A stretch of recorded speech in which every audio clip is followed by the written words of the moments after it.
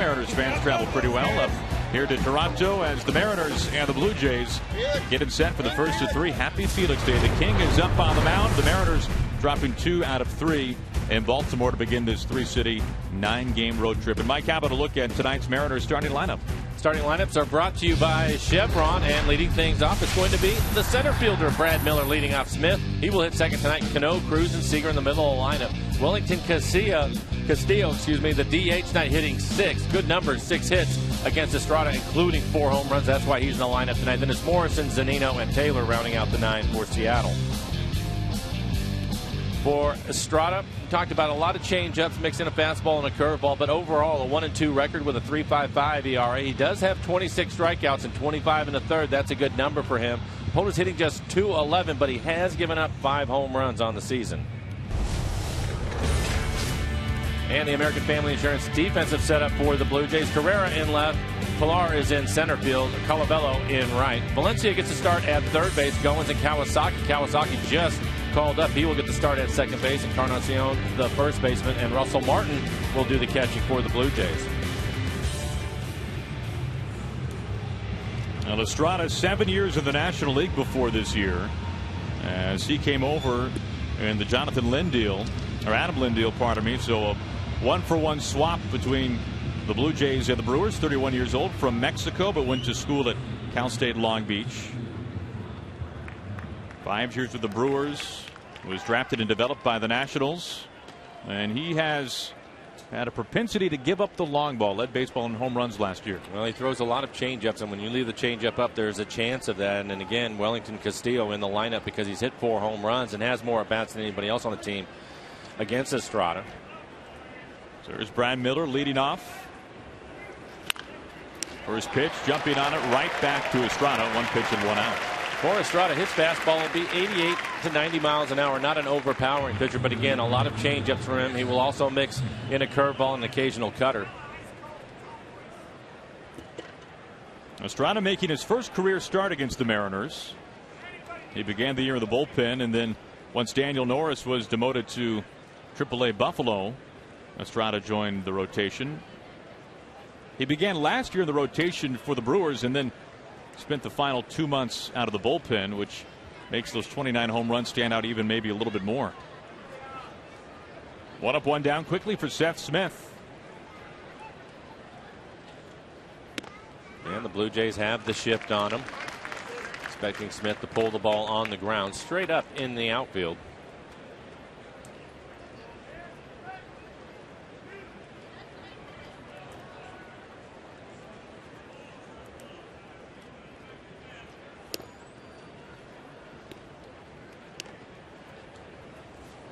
In that series in Baltimore where the Mariners won the middle game but lost the series overall, the Mariners hit pretty well. They hit over 260 in those 3 games, but struck out a lot. 27 strikeouts in 27 innings, and they left 27 men on the base paths.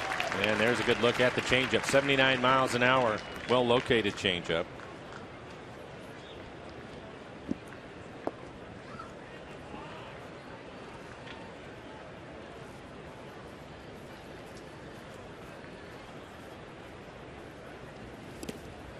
And the count goes even, 2-2 on Smith. So a little bit of a different look tonight for Lloyd, having Miller at the top of the lineup. We've seen Smith up there and have some success. Of course, we saw Miller leading off for a good portion of his rookie season. Well, Lloyd is trying a number of things to get these guys to where they score the magical number for him, which is 4 runs a game, and continues to move the lineup around. Broken bat right back to Estrada. I think things will get a lot easier for Lloyd once Austin Jackson rejoins the team. Will certainly help the lower half of the lineup. Take a look at the line drive back at Estrada. Off the end of the bat, he's able to make the catch. That brings in Cano, who had a nice series in Baltimore, 5 for 13.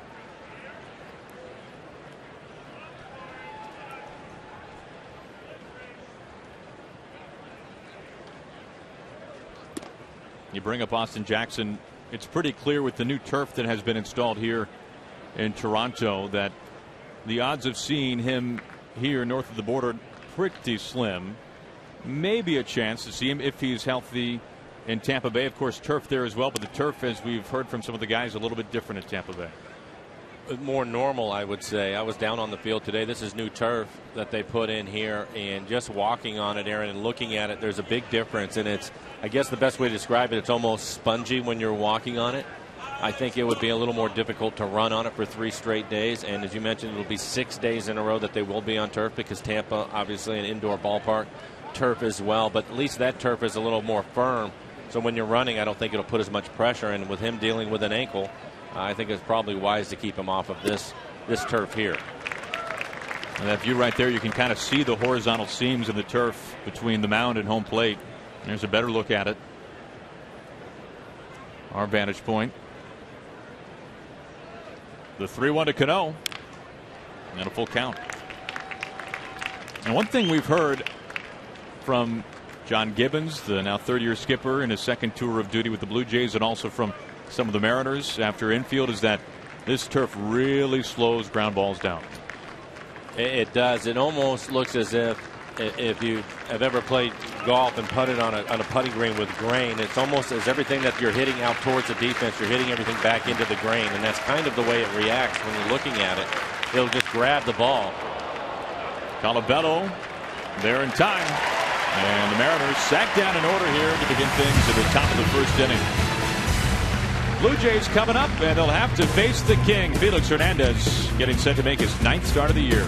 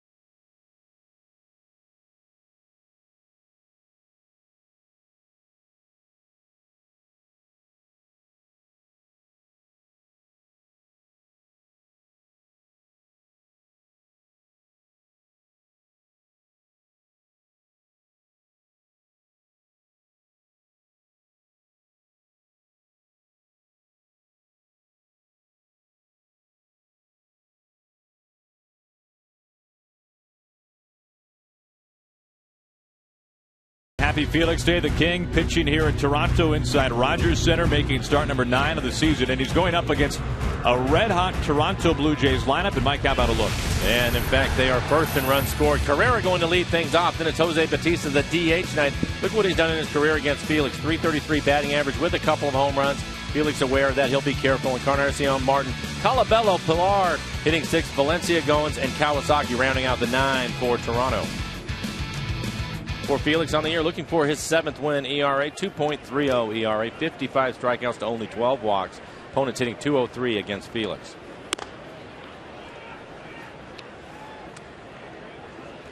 Numbers are impressive for the Blue Jays offensively this year. They're 4th in average, 1st in runs scored, 3rd in doubles, 3rd in home runs. The Mariners are 2nd in home runs, but they are 3rd in home runs, 2nd in slugging, and 3rd in on-base percentage. It's a good club. One of the things they will do, though, is they will strike out a lot, but they'll also take their walks. Here comes Cano right there, out number 1. Now, you mentioned the runs scored. They are not first only in the American League, but in all of baseball. And really, it's not close. The Nationals are about 20 runs behind them overall, so they are in first place by a wide margin. Well, we've already talked about the turf, and it will come into play here when you talk about runs and trying to score runs. Ball gets into the outfield. I noticed that, like you see on some of the cross-cut grass fields, it will snake a little bit, but more importantly, the ball will die out there, so the outfielders are going to have to get to it quickly. The ball will not necessarily come all the way to them. And I know that for the Mariners, I would imagine they're going to be aggressive on the bases, trying to take the extra base, thinking the ball will take a little bit more time. Typically on turf, it's a fast service, but that's not the case with this one. And I talked to a couple of the infielders, Kyle Seager and Chris Taylor, both about ground balls, because you can see it in the outfield. Want to know it's going to get to them a little bit quicker just because they're on the infield. And what they said was it took them about 10, 12 ground balls to figure out that the ball actually bounced a little bit more, came off the ground a little bit more for them. So they had to make an adjustment to that. And Kyle said something interesting because he plays at third. A left-hander that will slice the ball his way or a right-hander that will hook the ball down towards him. He said when it grabs the turf, it will turn harder than on regular grass. So he's aware of that. Up and in. 2 balls and 2 strikes.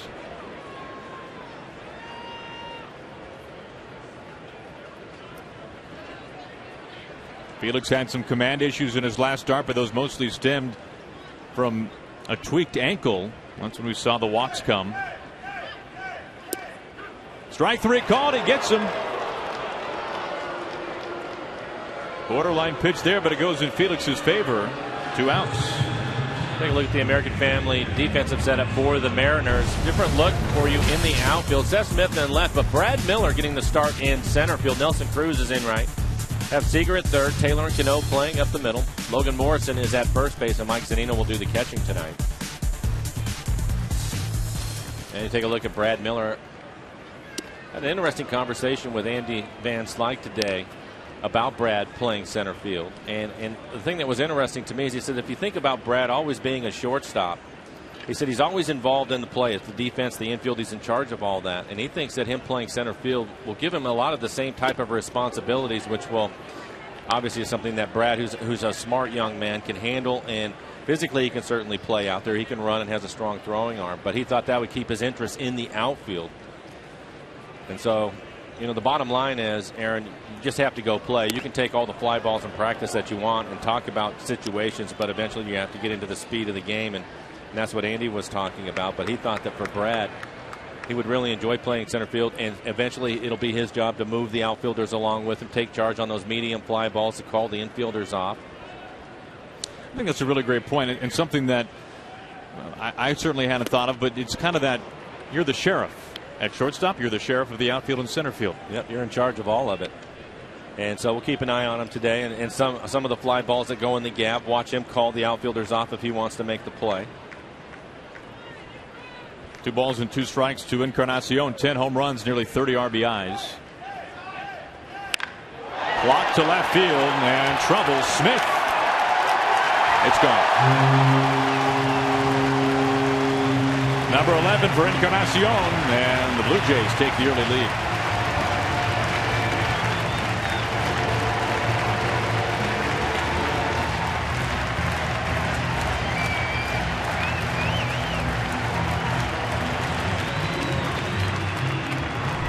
It looks like a breaking ball, and it is in the middle of the plate.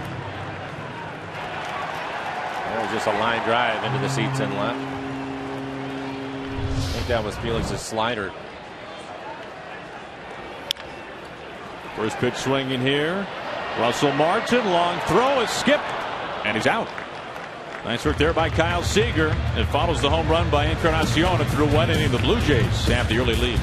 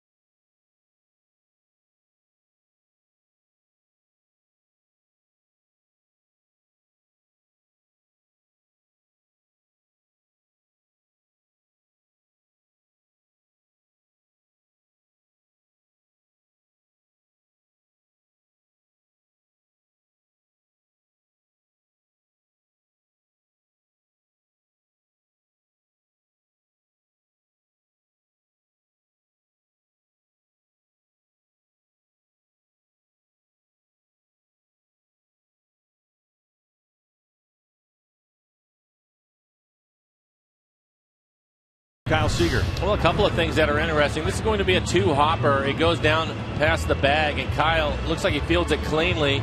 But I think the ball slowed down a little bit. He juggles it, and then he bounces it to first. He did that on purpose. When you're playing on the turf, you'll see a lot of third basemen, even shortstop, when they have to go in the hole, take advantage of the turf. That way you don't have to throw it high and airmail it. Just give a nice long hop. It's an easy play for the first baseman to make. So for Kyle, that was intentional. He threw the ball on that one hop on the turf, and you'll probably see that quite a bit over the next 6 days because we have the 3 games here and then the 3 in Tampa. But you'll see Kyle take advantage of the turf. Last year's Gold Glove winner. And the advantage doing that here versus on a natural surface, the true hop, the sponginess as well. Exactly, because sometimes on grass that ball will really skip on you. You're not sure if it's going to stay low or come up even more. And typically you have a little more of a lip where the cut of the grass is. So on turf it's a much easier play. Nice work by Seager as Cruz leads things off for the Mariners to begin the second. Estrada retired the side in order in the first. Cruz 5 for 10 over his last 3 games during that series in Baltimore.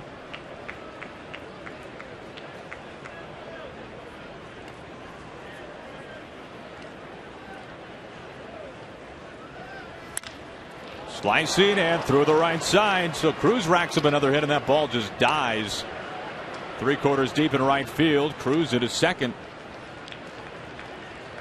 And that is a great example of what we've been talking about with this turf. Typically on a ball that's hit as hard as Cruz hit it, it'll end up all the way down in the corner. Sometimes on the old turf it would actually pick up some speed, but Colabello, the right fielder, had to hustle over, and the ball almost stops before he gets to it. Almost has the wet grass field that we saw yesterday before the rain delay in Baltimore. Well, even on that one you could see Cruz hit that towards the end of the bat, and so there's a little bit of side spin. Typically that spin will last for a bounce or two, and then it'll straighten out and get more 12-6 to it. But even on that one you can see it's still spinning sideways out there, which is causing it to die. In this turf the grass is a little bit thicker. And steps Seager. And we'll take a look at our Alaska Supermo and the swing by Cruz. It looked like a little cutter, but he created a lot of side spin, and it just stayed that way. You may be wondering why we're talking so much about the turf. When we were in Baltimore, the Orioles were here earlier, and there was a lot of complaining when we were in Baltimore about the turf. So we were all anxious to see what it was all about. I think for the players, I think for these guys, they had a chance to work out today, and I think after the game today, they'll all be fine with it, and I don't think it'll be a big issue for them.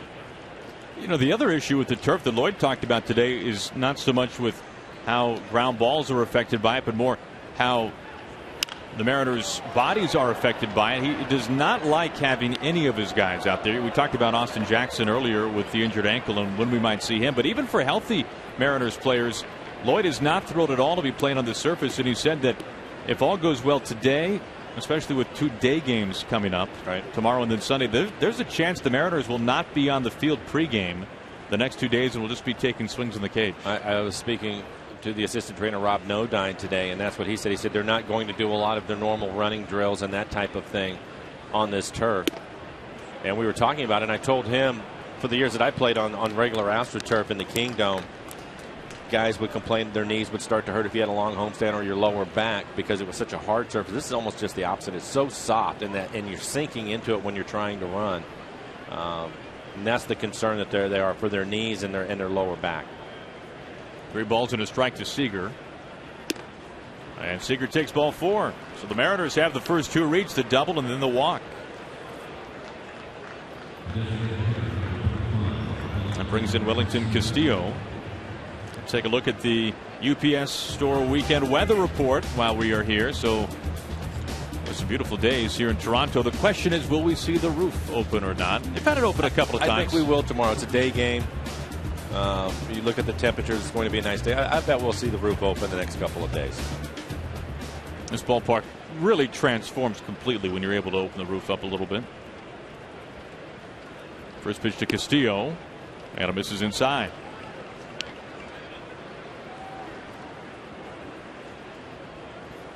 Now Castillo with some really strong numbers against Estrada. Of course, both came up through the National League. Castillo with the Cubs. Estrada a short time to begin his career with the Nationals, and then more recently with the Brewers. Well, and I think you look at the numbers. One, he has more at-bats against Estrada than anybody. And with those at-bats, hitting .286, 21 at-bats for him. But more importantly, 4 home runs in the 21 at-bats. Ruggiano is next on the list, who obviously was with the Cubs. He had 8 at-bats. So that's the reason why Castillo is in the lineup today as the DH. His 4 home runs put him in the lineup. Picked up an RBI yesterday in his first start for the Mariners. The 1-1. Up the middle. Pilar is able to play it knee high for the catch. Well, if you haven't noticed by now, Kevin Pilar has been on just about every highlight show for the first month and a half of the season. He has made some of the most spectacular catches in the outfield this year. This is a little more routine. Well, the thing that made it tough is it looked like it was knuckling out there. It was a solid line drive, and it started to knuckle. But he was able to stay with it and make the catch. 1 out, 2 on for Logan Morrison, batting 7th tonight.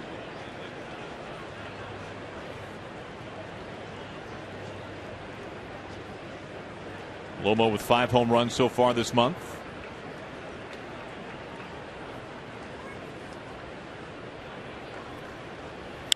Jumps on the first pitch. Pilar scooting off to his right.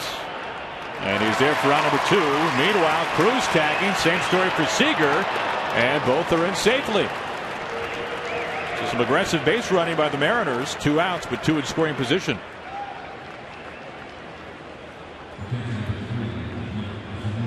I think this is a situation as a manager you would really prefer. This is going to be the second out of the inning. Have him throw the ball into second base, but he decides to go to third. And heads up base running by Kyle Seager, the trail runner. He went back to tag when he saw Cruz, and he was able to move up. So now a base hit can give you the lead. Second and third, 2 outs for Mike Zunino.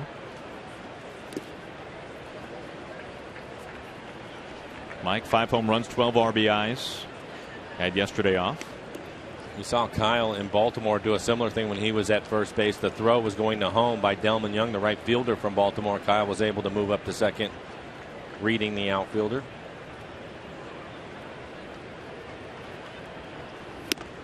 One and one.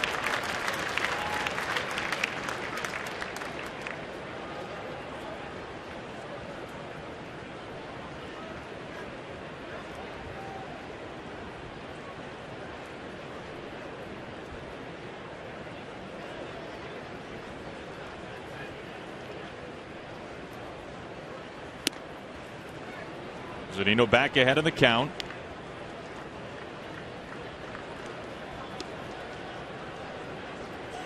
You can see the infield wheeled over a little bit.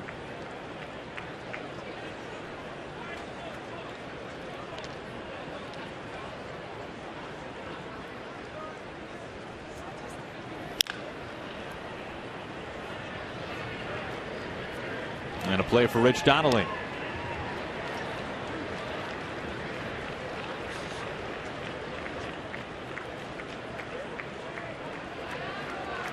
In terms of pitching this year, the Blue Jays have been at the absolute bottom in the American League and right there as well in the big leagues.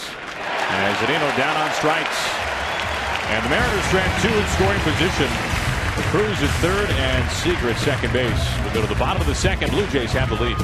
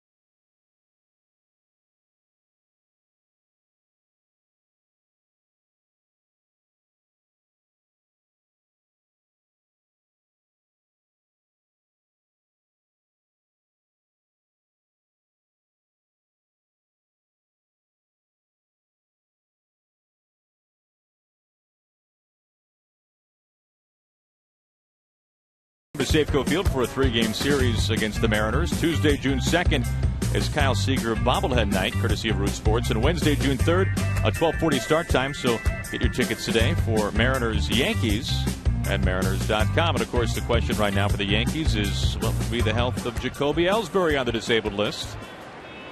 After such a strong start, as plenty of Mariners fans coming around Rogers Center today. First pitch jumping on it right there, Colabello. And it gets past Taylor.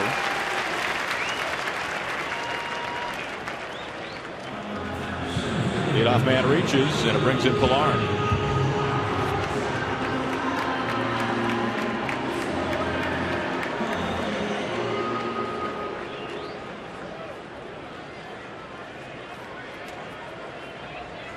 The Blue Jays are a team that have given the Mariners, Felix, pretty tough go over the course of his career. In fact, Felix, an ERA at about 4.80 against the Blue Jays in his career, the highest of any opponent he's ever faced. And of course, we know what happened last year in September in what was a pretty pivotal series for the Mariners. And John Gibbons, now in his 3rd year as the manager for the Blue Jays, when he talked today about that game last year against Felix, the thing that he said really stood out was just how tough of at-bats his hitters gave the King. And he said that there are times, more times than not, when you go up against an ace, and there aren't many like Felix, he said he thinks his hitters really motivates them to kind of rise to try to get to that level as best they can.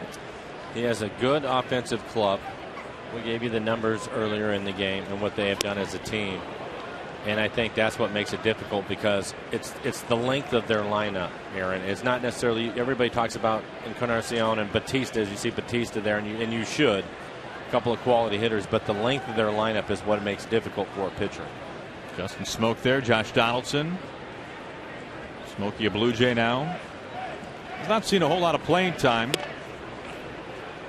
And the main reason for that has been the arm of Jose Bautista.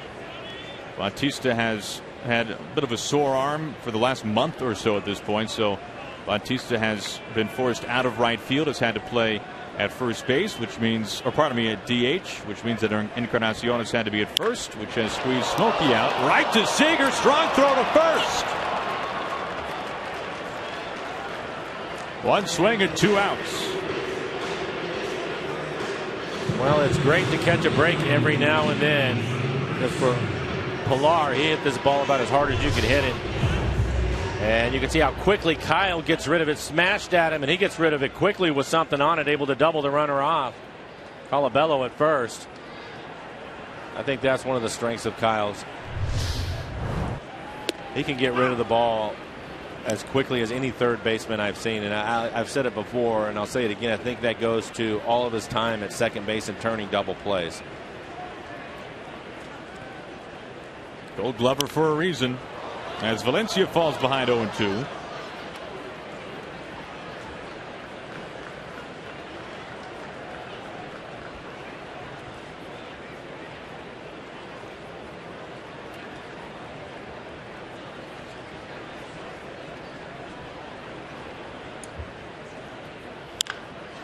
Back to Seager, tight to the line, long throw, the skip and the squeeze. Leadoff single does no harm, as the Blue Jays are retired in order. We go to the 3rd. Blue Jays have the lead.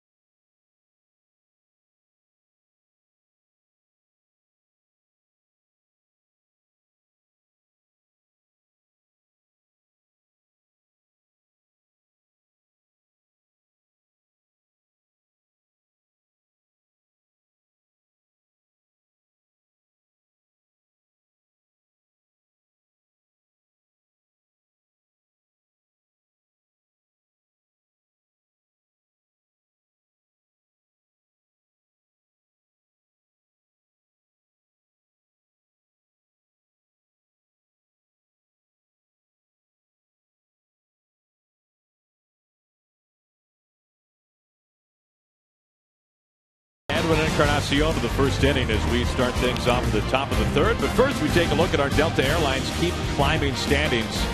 You can see Mariners right there in the middle. The Astros at the top. The only team in the West with positive run differential, by the way, nearly plus 30 runs. Rangers have won 2. The A's have lost 3 in a row. Mariners trying to get back to 500 on this road trip.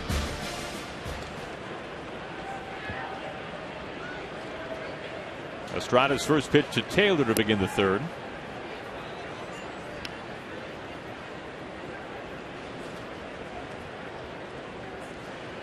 Taylor yesterday reached 3 times. Reached 4 times if you include the air. A couple of walks, a single.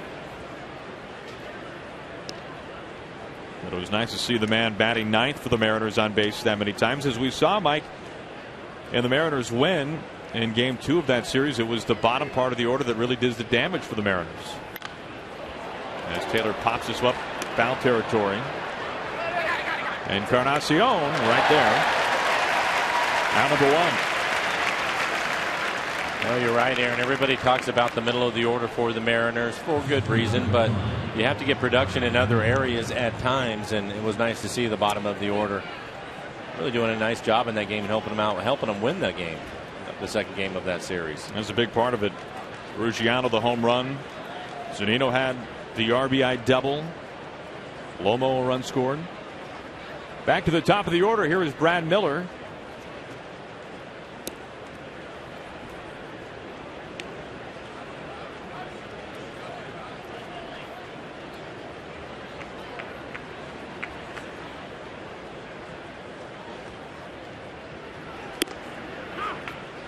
One ball to 1 strike.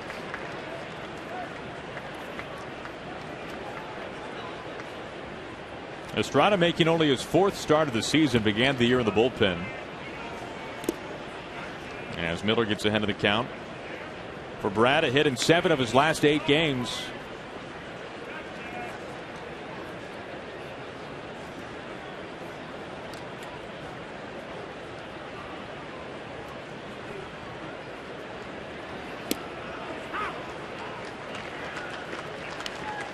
It's been nice to see Miller's bat really heat up despite, well, we've seen him at shortstop, we've seen him at DH, we've seen him now in all 3 outfield positions. It's got to be a lot for a younger player to handle bouncing around that much, especially in the span of just a couple of weeks. Well, one of the things that I talked about for Brad when he won American League Player of the Week, it was really at that point when he was in the middle of all that, Aaron, and he's handled it great. I think that he's acted as you would hope. You don't always get it with young players, but he's acted like a pro about it, and he's doing everything that he can to try to help his team win ball games. That's the most important thing, and he's in the lineup every day, and they're moving him around now. So the good news for him is he's so athletic, he can do all those different things for you. 2 up, 2 down. Here's Seth Smith. Smith had the leadoff home run to begin the series in Baltimore. That was his 4th on the year.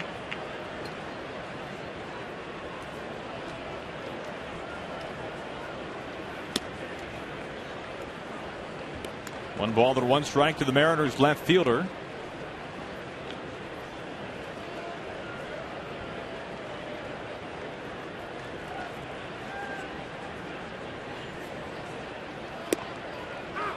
It has been the rotation that has really been a problem for the Blue Jays this year.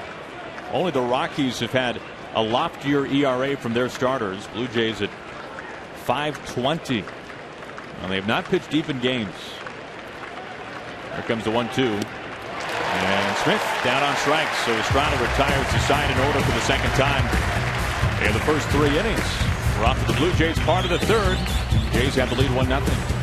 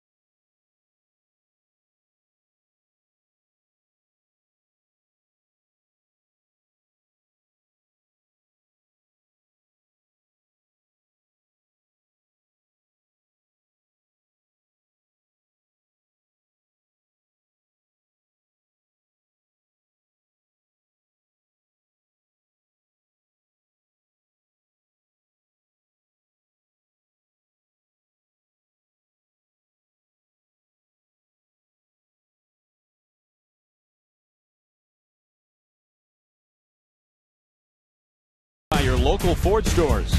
By the Emerald Queen Casino, welcoming Tower of Power June 6th. Tickets at emeraldqueen.com.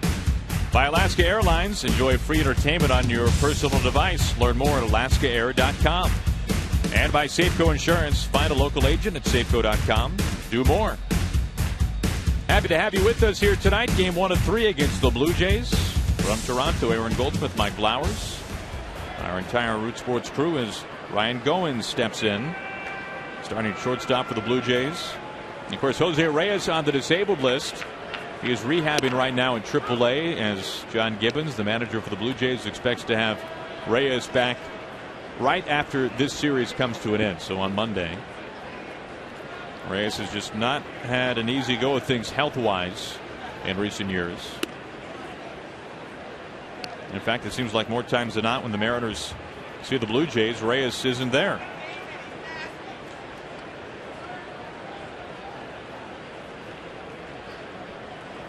The 1-1.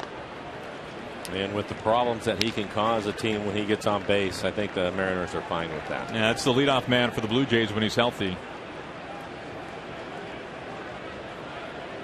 He can really disrupt things.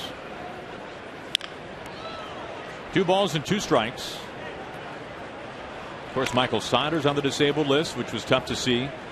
Michael, really an unfortunate injury, stepped on a sprinkler head, just shagging fly balls in Dunedin in spring training, and had to have knee surgery. The original thought was that Michael would be out until the All-Star break. Good to see Michael smile again. He was able to come back sooner, but then as Michael was telling us today before batting practice, his knee, it's his back knee when he's in his stance, really started to swell, couldn't put weight on it, so they've advised him to take a few weeks to just let the inflammation go down. Leadoff walk.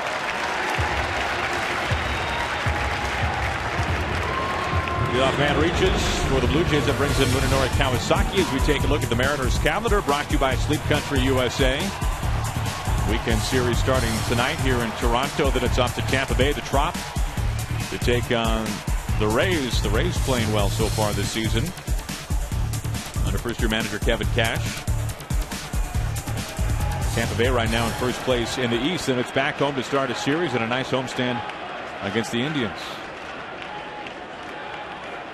Energy boy on the first pitch. Taylor started the other way. Out number 1. And you will not hear a louder round of applause for a ground out to shortstop than when it's off the bat of Kawasaki. No, you're right. When they introduced him, and again, he was just called back up. Yeah, they introduced him, and the fans gave him a nice ovation. The Blue Jays with a hit and run right there. Goins taking off right away on the first pitch. Goins in at second. Back to the top of the order. Here is Carrera. Signed as a free agent with the Blue Jays this winter. Spent last year with the Tigers.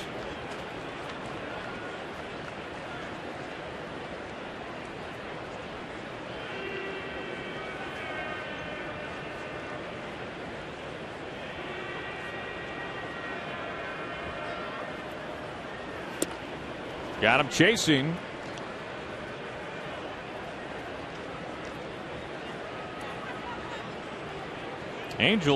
The Blue Jays winning last night against the Angels. It was a complete game from R.A. Dickey, so they split that 4-game set with the Halos.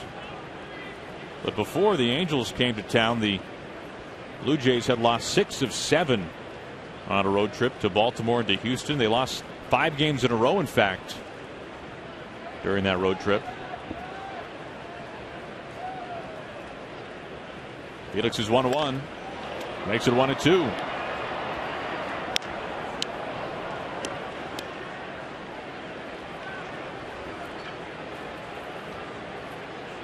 Even though the Blue Jays are in last place right now, they are at 19-24. They're still very much in the mix in the East. They're out of first place by only 4.5 games.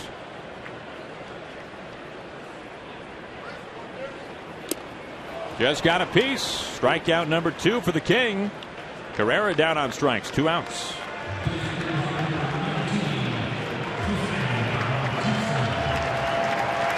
That brings in Bautista. Yeah, let's take a look at the last pitch. Great changeup from Felix. You can see all the movement. That pitch started off belt high and in the middle of the plate. It was well off the plate away by the time Zunino was able to catch it. There's Bautista. Bouncer to Seager and a foul ball. Well, we know that Felix is now part of the 2,000 strikeout club. In fact, he entered this game tonight with 2006 on his resume. He's 70th all-time in strikeouts in big league history. He is now 4 strikeouts shy of tying Hall of Famer Catfish Hunter on the all-time strikeout list. A Hall of Famer. And he's 4 shy of tying him. And he has a lot of baseball left in him. He just recently turned 29. It's incredible. In fact, he's now 6 shy of tying Earl Hershiser, who had a phenomenal career.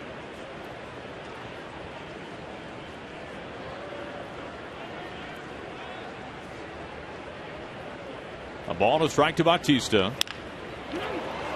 Morrison way off the bag. The King covering. And that'll be it for the Blue Jays in the bottom of the 3rd inning.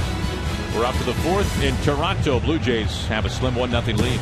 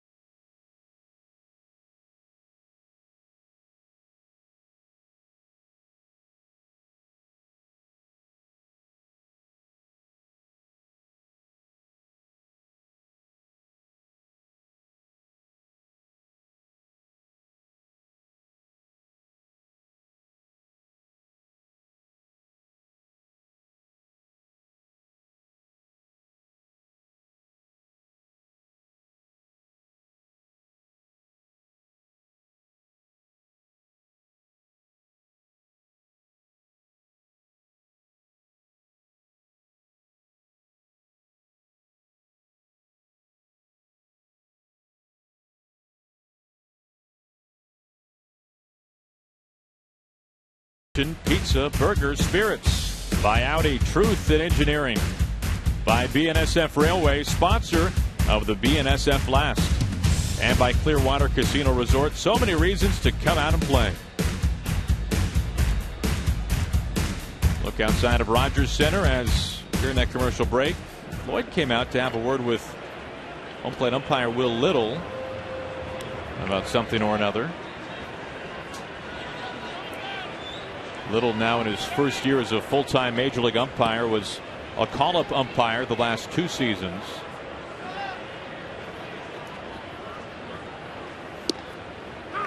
Strike 1 to Cano. Looking back at the last inning, I mean, Felix walked the leadoff hitter, but everything was fine after that. I can't imagine what that conversation was about. We have seen Lloyd probably a handful of times in the last week and a half, kind of casually, just like we saw there, go out and have an in-between inning chat with the home plate umpire about this or about that. Hasn't been any type of emotion really by Lloyd or by the umpire, but just kind of a checking in about whatever it might be. 1-2 to Cano.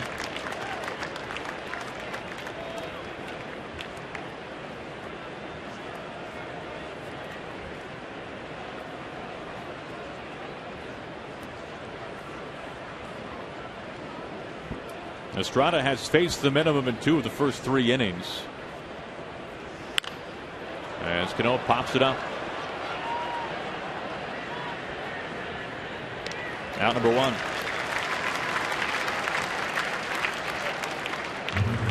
Well, one hop your way home. Take Link Light Rail to the airport for just $3. Schedules available at soundtransit.org. So Cano pops to third. That brings in Nelson Cruz. Nelson doubled in his first at bat. Hit the ball right down the right field line for his double.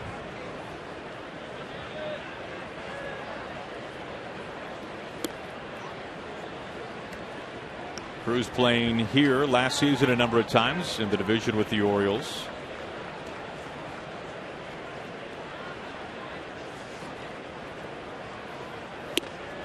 One ball and one strike.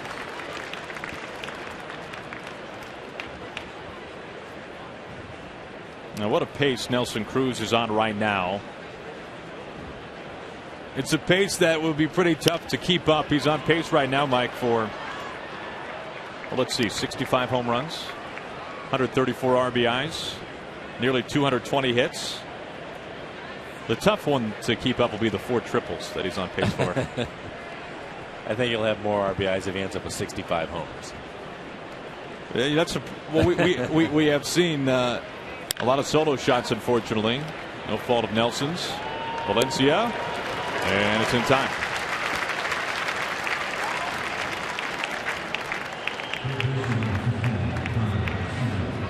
We'll see what Estrada does this time with Kyle Seager. Cruz had a leadoff double that came back in the second inning, and it appeared to me that Estrada didn't want any part of Kyle Seager. Ended up walking Kyle. Blue Jays have the shift on with Kyle hitting. Strike one to Seager. Now, lefties are hitting about 80 points higher against Estrada than righties, but those numbers maybe not be all that true telling, considering that Estrada began the year in the bullpen, and this is only his 4th start after all. So he has not faced nearly the same number of hitters as your typical starter this time of year. As that ball really knuckles, Valencia has no chance. And you're going to see on this ground ball exactly what Kyle Seager was talking to me about before the game. He said if the ball is spinning sideways, it would actually grab into the grass and move more left or right depending on the spin. And you'll take this is right off the end of the bat. Keep an eye on the ball. Looks like it's going to go foul, and you can see the way it just ricochets back to the right on the turf. No play for Valencia. Kyle get an infield hit, but you can see exactly what he was talking about right there. Well, it giveth and it taketh. So many times when you hear about the infield being slow, you think that as a hitter you might get robbed of base hits because it'll be cut off more easily by, say, a second baseman or a shortstop, but can't expect that to happen every time, but it certainly can happen. No chance for Valencia. Castillo 0 for 1. He flew out to center field back in the second. And he's ahead of the count 2-0. He hit the ball hard, a line drive to center field.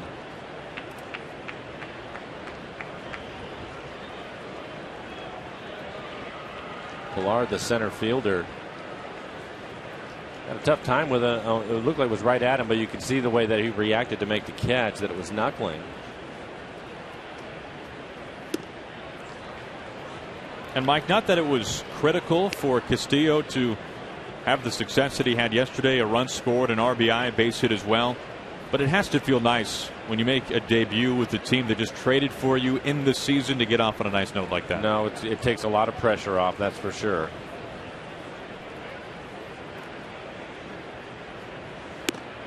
And a 4-pitch walk. So with 2 outs, the infield single by Seager, and now the walk to Castillo. That brings in Logan Morrison. Let's see what Logan can do. The Mariners 0 for 3 with runners in scoring position here in the early going. Logan flew out his first time up. It was on a changeup. And again for Estrada, he throws a lot of changeups, and we've seen that tonight. Maybe not as many as typical, or even in his last outing. His last outing, he was almost 39% changeups, only 32% fastballs. That is really unusual. He's throwing more fastballs so far here the first 2 times through the lineup against the Mariners. That was a cutter. Now we know the type of clutch hitter that Lomo can be. We saw it the final 2 months of the season last year, so he certainly is capable. For whatever reason this year it has been a struggle for Logan with runners in scoring position, just 3 for 31. But he had more big hits than anybody in the lineup in August and September last season for the Mariners. Hard hit right field. Will it drop in? Yes, it does, and it's past Colabello. Seager around third to score. Castillo being waved home. He scores. Lomo into third base, and he's safe. Mariners take the lead. Logan Morrison a big time 2-out base hit. The Mariners on top by a run.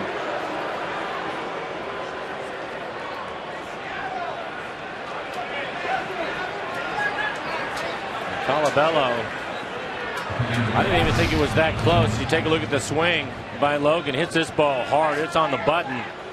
He's going to dive for it, but he misses it by a few feet.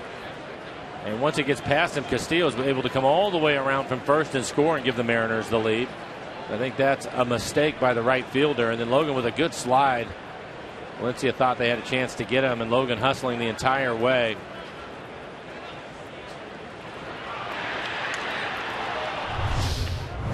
Second triple this year. And more importantly, a clutch base hit right there. You were just talking about Logan. They get him going in the right direction. That would certainly help their offense and those numbers hitting with runners in scoring position. Zunino on the first pitch, a pop up. Encarnacion has to watch this one find the seats. Take another look at Colabello in right field diving for it, and you can see how far out in front that ball hit the turf.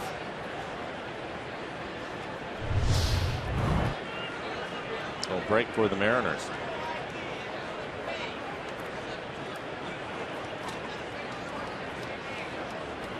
Now really, when we saw Colabello with the Twins, we really saw him more at first base. Not somebody you think of in the outfield.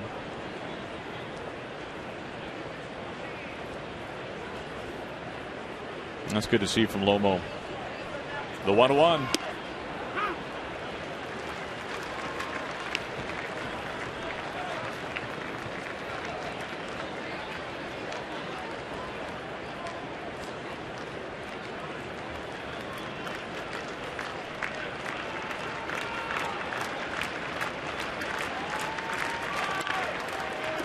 It's a fair ball. Another run for the Mariners. Logan Morrison touches home. Zunino in at second as that is up into the seats. Back-to-back extra base hits for the Mariner, and again, Aaron, we were talking about it earlier in the ballgame. The bottom of the lineup coming through. It's going to go right down the line. It looks like a changeup. Mike able to keep his hands back, and this ball bounced right over the bag at third. You'll see a fan. He'll pick up the ball, so it'll be a double for Zunino. Back-to-back hits for the Mariners with runners in scoring position.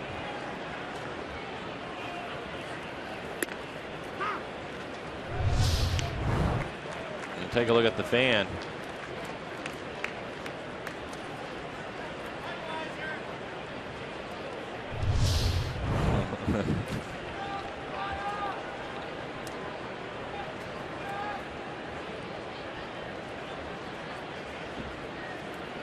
Oh, 1 to Taylor. Well, the Mariners are now a home run shy of the cycle in this inning. We saw the triple by Logan. We saw the Zunino double just now. Seager the infield hit.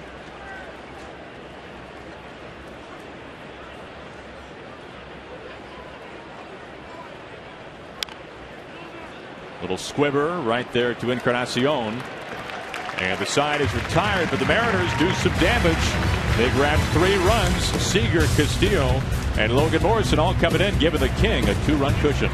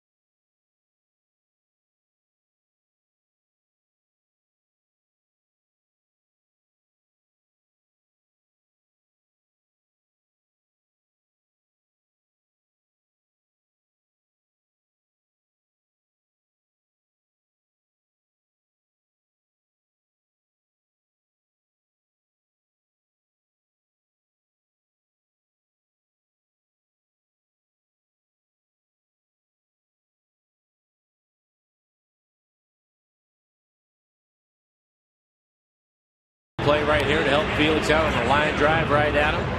Take a look at this backhanded play. He's going to use the turf. Long hop for Logan Morrison at first. Also made a backhanded play in the first inning to help out Felix. And Kyle with a base hit and a score to run. So having a good evening. This is something that Mariners infield coach and first base coach Chris Woodward has said. He has never seen a more accurate arm to first base than Kyle Seager. I'm saying something. Woody's been in the game a long time, especially as a player. Encarnacion takes inside.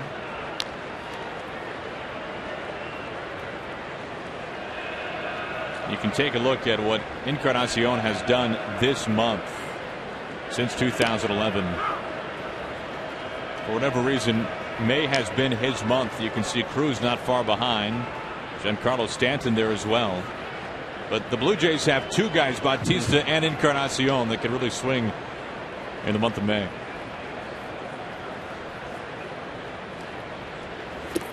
Watch out, there it goes. Seager wisely lets that pass him. You don't see a bat go that far out usually.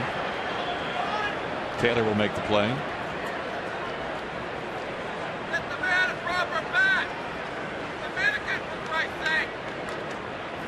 Always a gentleman, Kyle Seager.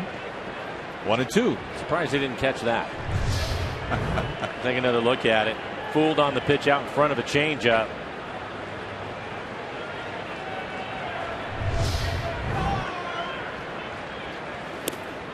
Two balls and two strikes. As a pitcher, you have to feel pretty good when you see that happen. Even though it's like any other swing. But when a guy loses his helmet, loses his bat, it just kind of punctuates the strike a little bit more. I think he wanted to grant probably a little bit on it. Full count now.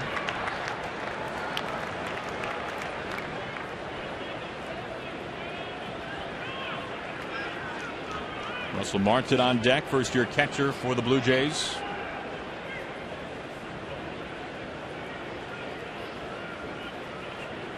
Felix's payoff pitch. Got him swinging. Fastball from Felix, and a nice way to begin the bottom of the fourth.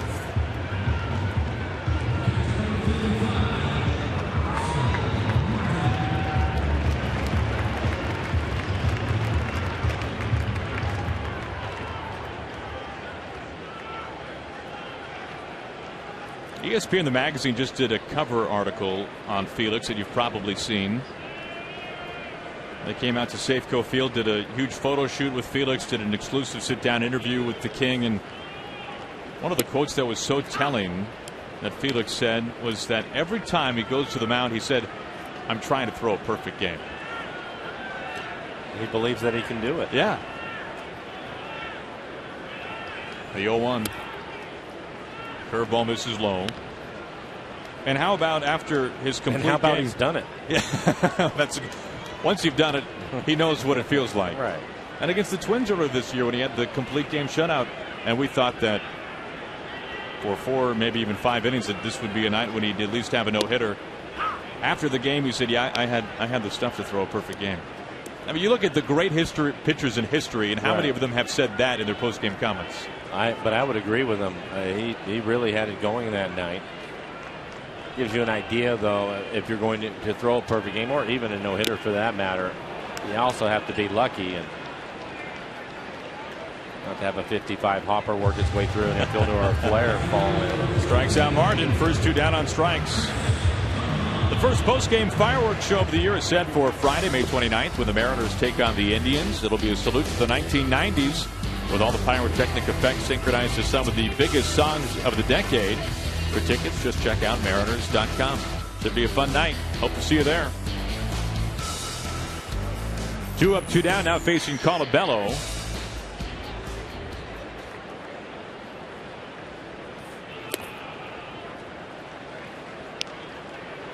Colabello, really a fascinating story. A longtime independent league baseball player. Then finally caught a break with the Twins. Latched on for Minnesota for some time. Really put up some good numbers for a brief period. Then making his way over to the Blue Jays system. Began the year in the minors. Now putting up some strong numbers, batting over .350 since the call up from AAA Buffalo.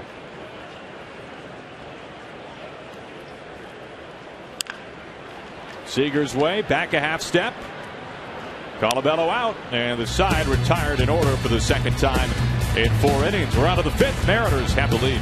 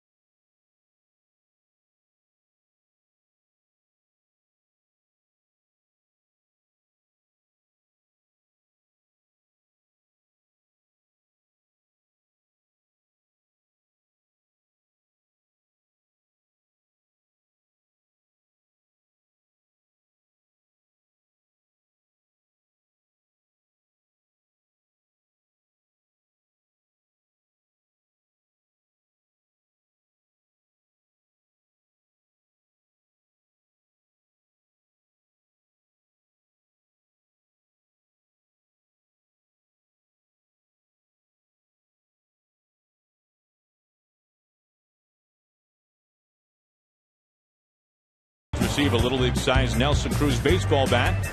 For tickets to one of the biggest nights of the year, just visit Mariners.com tonight. Brad Miller leading things off in the Mariners' 5th.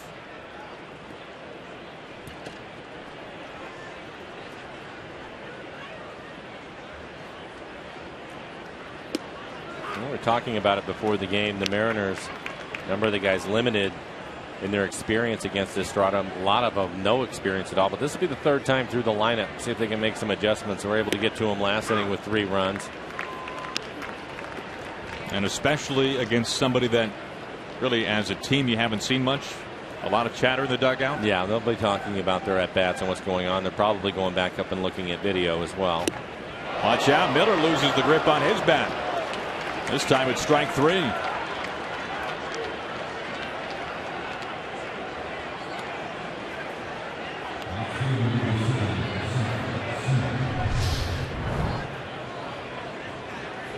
That was on the changeup again, and Brad out in front of it.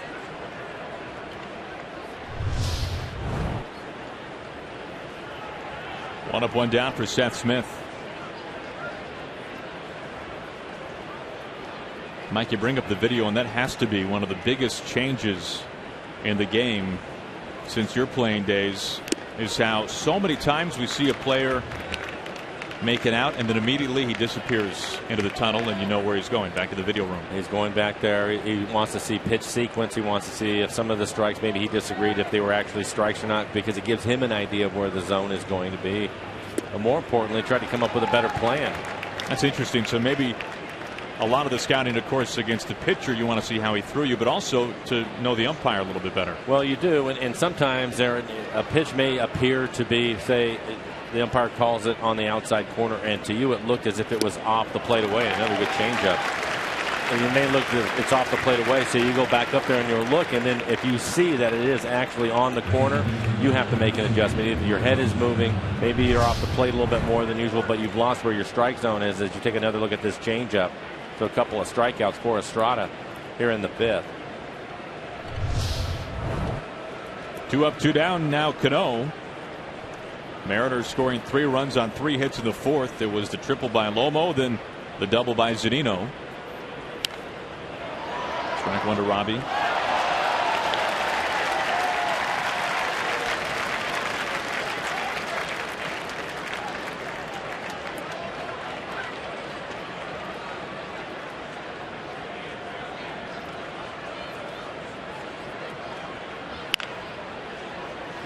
Munenori Kawasaki deep in the hole. And out number 3. So with that, Estrada faces the minimum for the 3rd time in the first 5 innings. But the Mariners, a 2-run lead for Felix Hernandez.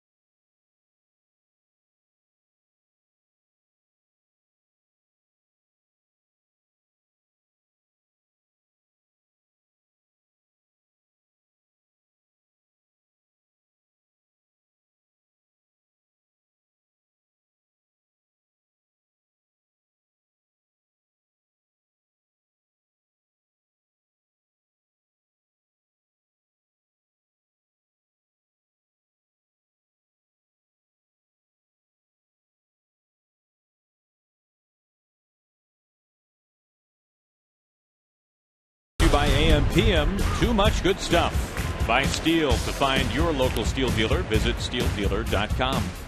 And by Volkswagen, hurry in and get a deal during the Volkswagen Stop Dreaming, Start Driving event. Now some Mariners fans along the concourse here inside Rogers Center tonight. The opening act of this 3-game series against the Blue Jays. Kings Court traveling well.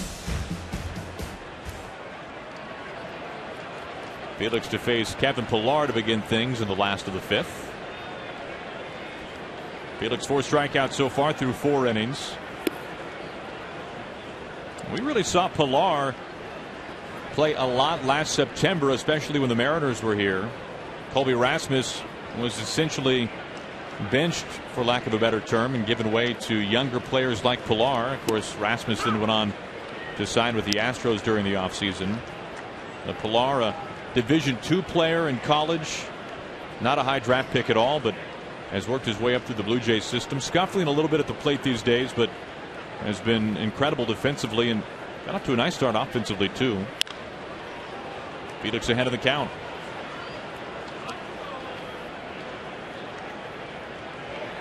And the good news for the Mariners, Felix working with the lead, that's always good news, but only 53 pitches as he works here in the 5th, and that's important because Jay Happ, with the rain delay, only ended up pitching 2 innings. The Mariners had to use 5 relievers in yesterday's ball game as Felix will pick up another strikeout.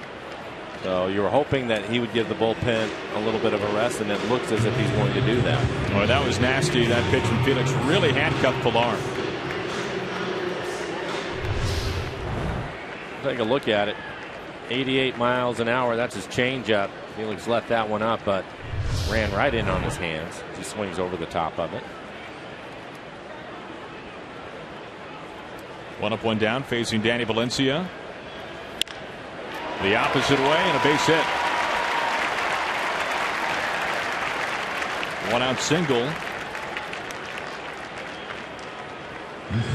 Want to win tickets to Kyle Seager bobblehead night? Text Seager to 71532 and you can win 2 tickets in the commissioner's box plus your very own 7-inch collectible of the Gold Glover for the Mariners.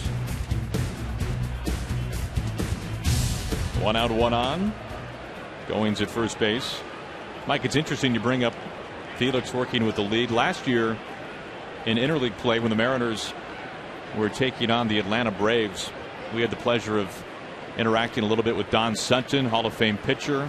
So many years in those great rotations for the Dodgers. And one of the things that he said after watching Felix in person He said, you know, this is the type of guy that if you give him a lead, I don't think many times he's going to give it back, and the other team probably knows it. I think that's probably correct. More times than not, you feel good about it with Felix, especially as he gets deeper into the game. And you've talked about this before, that there's kind of the early innings phase for Felix on some occasions where he's kind of feeling out what he has, feeling out how the other hitters are reacting to it, and then once he settles in, he gets into that groove, then he's off. Well, and he started to change that, Aaron, last year. He ended up getting on that incredible run, and it seemed as if he was going to the mound in every game with all 4 of his pitches at his disposal, able to throw them for strikes or bounce them if he wanted to get some swings and misses. And I think he's carried that over to this year. So that was a thing that probably lasted with Felix for about a 5-year stretch. I don't think it's necessarily the case anymore.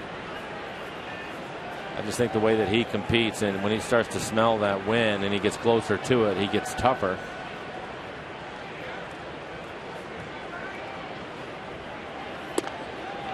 Three balls and a strike. You know, Mike Butcher, the pitching coach for the Angels, when talking about Felix, referred to those late innings as the money innings. And he said Felix is as good as anybody in the money innings. I would agree. And you bring up a good point from what Sutton had said, Aaron, and that is if the other team knows it, what does that do? That creates even more pressure on that other team to try to do something, and you certainly don't want to be in that position when you have to face Felix. Cano over to Taylor, double play, and that'll do it for the Blue Jays. Goings bounces into 2 outs. It was started by Cano, and that easy cool breeze flip over to Chris Taylor. Felix 1 run allowed through 5 innings. The Mariners up by 2.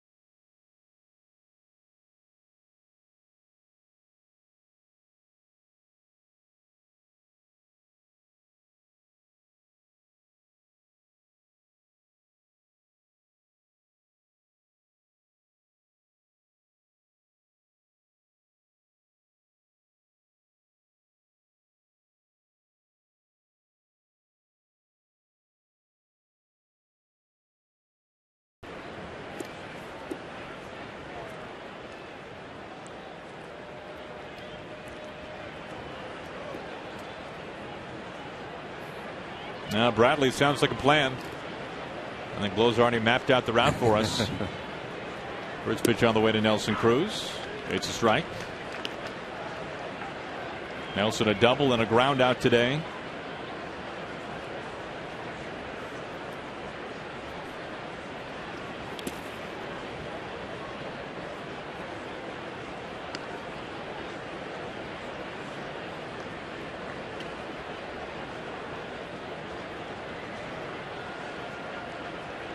Estrada's 1-1.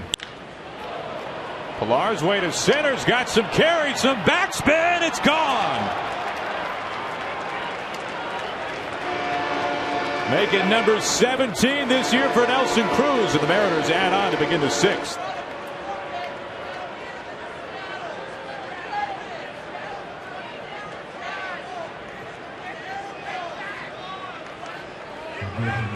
Part of your call, Aaron, is absolutely true, and you will hear hitting instructors talk about it all the time, and that is having the ability to backspin the baseball, give it that extra carry, and Nelson Cruz does that as well as anybody. Screaming line drive out to center field.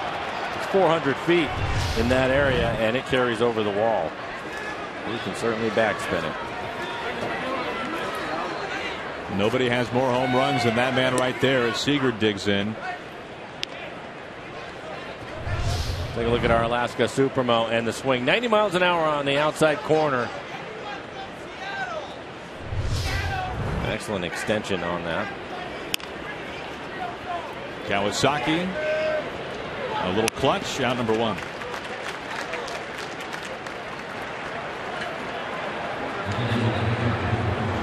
You know, Mike, we hear people talk about backspin so often, and if it was so easy, everyone would be doing it, right? So no, that's what these guys work on. Yeah. And I think the difference is obviously Nelson is really strong, but I think that he gets that extra carry by backspinning, and these guys work on it all the time. And basically what they're doing is you get that 4-seamer that comes in there on a 12-6, and you're basically reversing it and you get that ball to spin. And the faster you can get it to spin, obviously the longer it's going to stay in the air.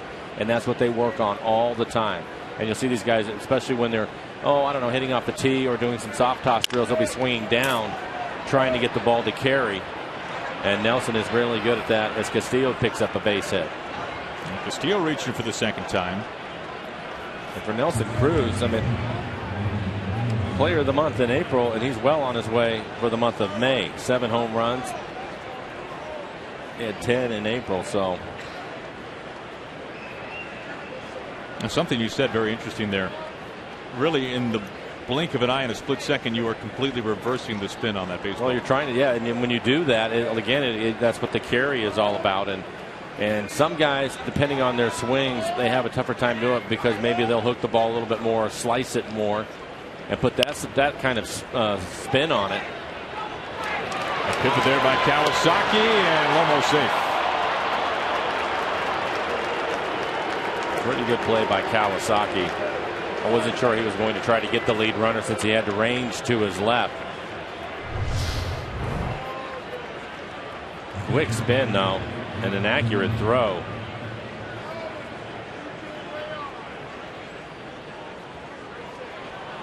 Logan now 1 for 3. Had a triple in his previous at bat and drove in a couple of runs, but they had to beat that out. Keep the inning moving forward. So 2 outs. Lomo at first base for Zunino. There goes Logan Morrison. Throw to second, and he's safe. Second steal in as many tries this season for Logan. Great jump from Logan Morrison. And a late slide. He hits the bag hard right there, but he's okay. Sometimes you can turn an ankle. He seems fine.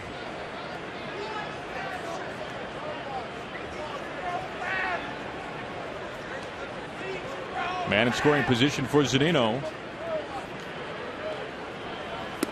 And the Mariners 2 for 6 with runners in scoring position. Both Morrison and Zunino picking up their RBIs with 2 outs. 1 ball and 1 strike to Mike. Had the RBI double earlier.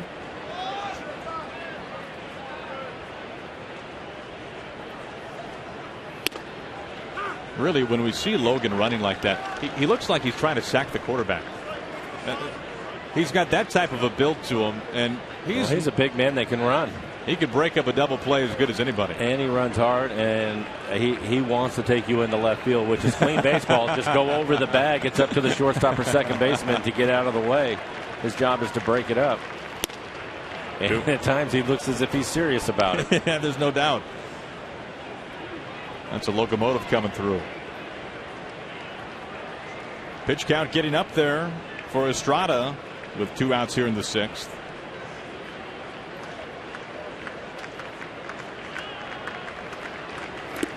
Full count.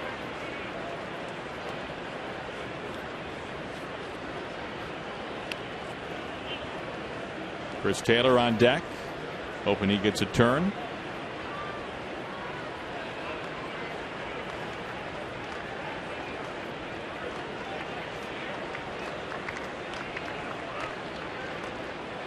Estrada tonight, 2 walks, 4 strikeouts on the season.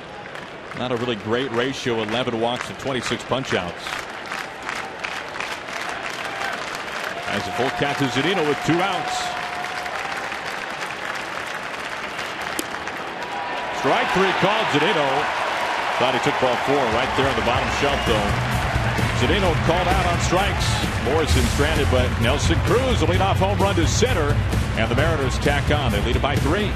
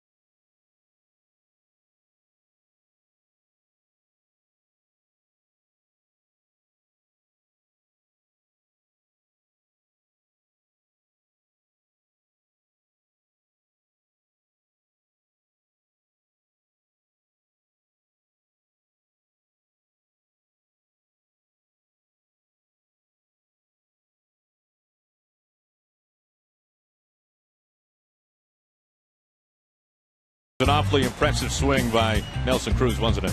His 17th home run on the year, a solo home run to dead center field over 400 feet away. So Cruz 2 for 3, both of his hits extra bases, a double his first time up, and now that home run. You know, Mike, I told you he's on pace for 65 homers. Yes, you did.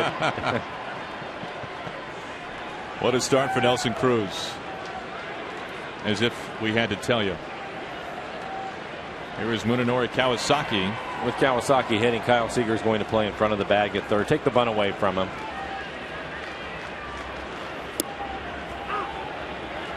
Kawasaki called up from AAA because Devin Travis has been placed on the disabled list. Travis was the American League Rookie of the Month, second baseman for the Blue Jays, but was hit in the collarbone on a sharp ground ball by Brandon Moss, and that injury has kind of seeped into his shoulder.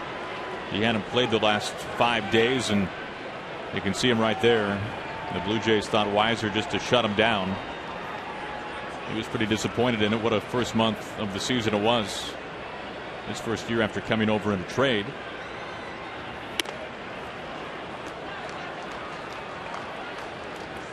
One ball and 2 strikes to Kawasaki, who actually made his major league debut with the Mariners against the A's, and it was Felix Hernandez who was the starting pitcher that day for the Mariners. Now having to face him here in Toronto. Fights that one off foul.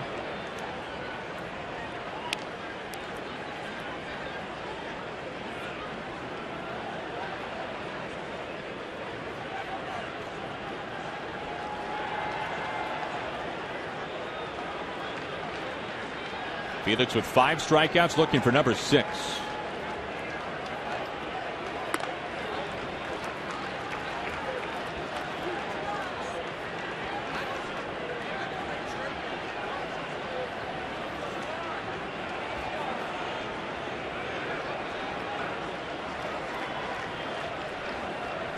The 2-2. Count stays put. This is something that we've seen from Kawasaki when he was with the Mariners and now with the Blue Jays over the years. He can fight off a lot of good pitches. Felix threw that slider down with his back foot, able to get a piece of it. That pretty good fastball in the outside corner, and he fouls it off. There you go. Not that time, though. 5th strikeout for Felix. Looked like maybe the curveball that time. 1 out. 7 pitch at bat. Felix gets ahead of him quickly, 0-2, and this is the curveball as he swings over the top of it.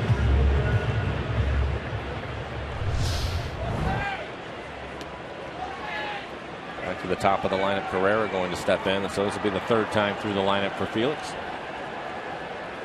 Carrera 0 for 2, a strikeout on a changeup his last time up. Bunt right back to the King. Now number 2.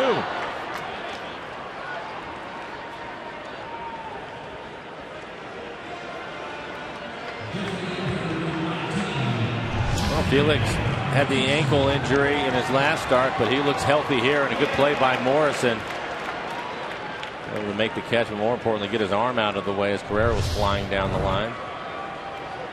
And Felix looked perfectly fine making that play. That was good to see. Now facing Joey Bats, Jose Bautista. Fools him there on the first pitch with the curve.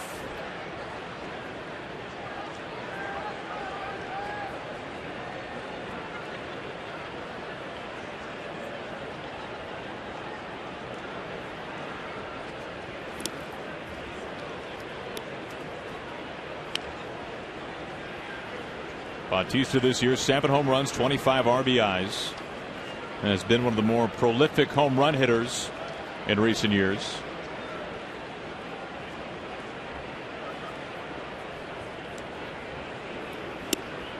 Felix had 1 and 2.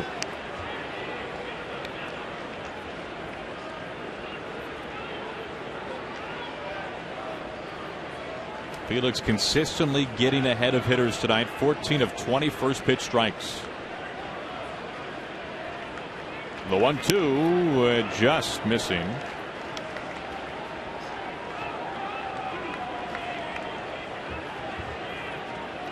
Nine ground ball outs for Felix. That's always a good sign for him. Only 2 fly ball outs. Done an excellent job keeping the ball down in the zone. Felix is 2-2. Now entering tonight, Felix had the 4th best ground ball percentage in baseball at over 60%. Encarnacion looming on deck.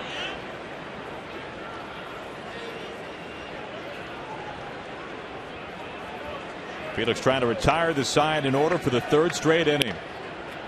Won't happen here.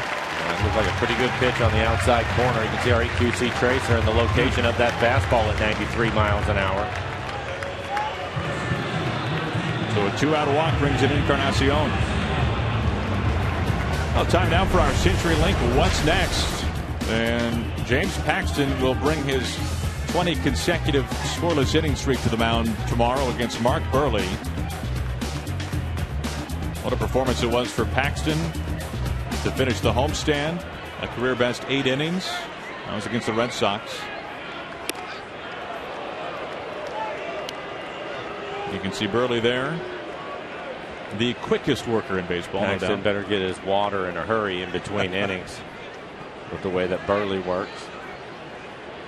He doesn't waste a whole lot of time.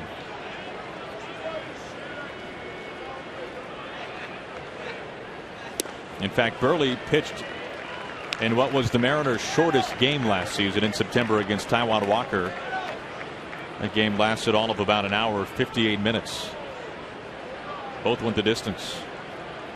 That was Taijuan's best start of his career, young career.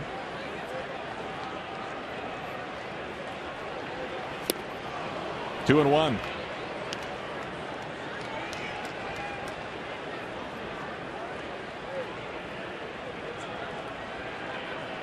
Encarnacion has put the only run across the plate so far tonight for the Blue Jays. A solo home run with 2 outs in the first. His 11th this year.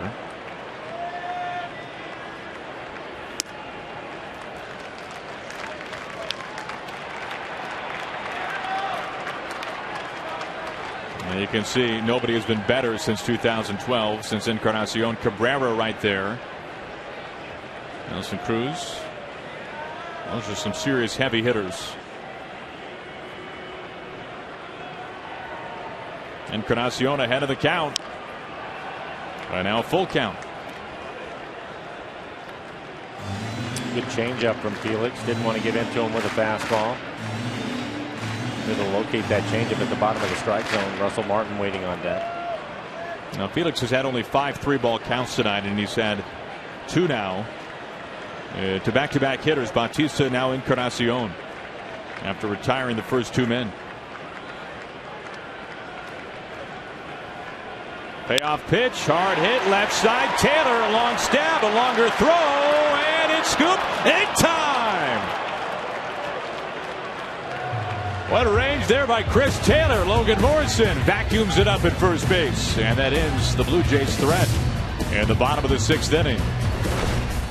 This is some kind of play from Chris Taylor. The plant, the throw, and the pick.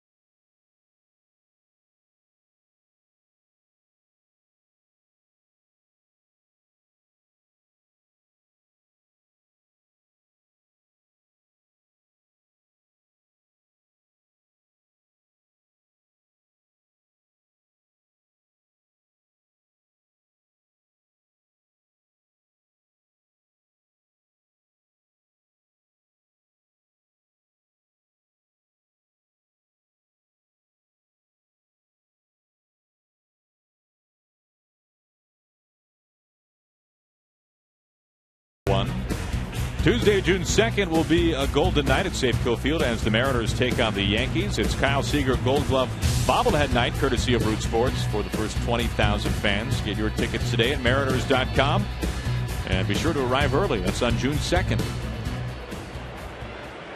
Here comes Chris Taylor leading things off against Estrada. Taylor on the first pitch. Out to Pilar. Out number 1. What a nice play by Taylor in the inning, huh, Mike? Really good backhanded play. And the thing that I like to do is able to set his feet quickly. And typically for Chris Taylor, when he's making the routine play, he will get the runners out by a step, which is all you need to get him out. But that was one of the few times where we've seen his arm strength, when he was really able to just turn it loose and let it go to end the inning. What a fine play. Brad Miller's 4th time up.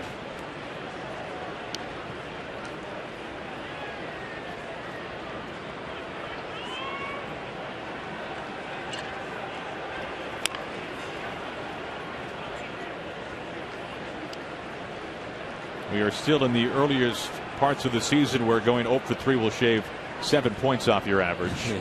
As Brad came into tonight batting .267, now .260 with a couple of groundouts and a strikeout.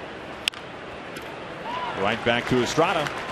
An alley-oop toss over to first base, and there are 2 outs. I hope you can stick around after the game for Mariners postgame presented by Delta Airlines. 2 up, 2 down for Estrada, now facing Seth Smith. Not a bad crowd here tonight inside Rogers Center for game 1.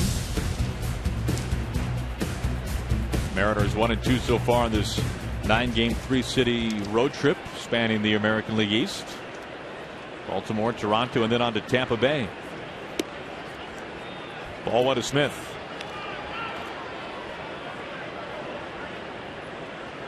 For Estrada, now at 92 pitches. This season high 98. That was his last outing against Houston. He was getting close to being finished.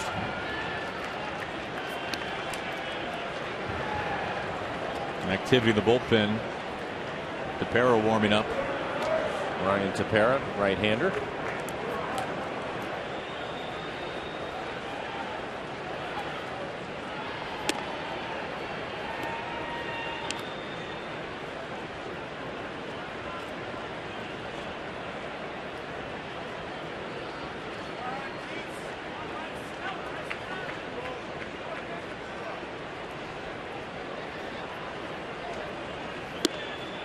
We've talked about how the Mariners have traded away 4 right-handed relievers in recent years, and the Mariners have 2 in the lineup tonight that have been on the other end of those trades. Of course, Castillo most recently for Medina, and Seth Smith at the plate right now, acquired in the offseason for Brandon Maurer.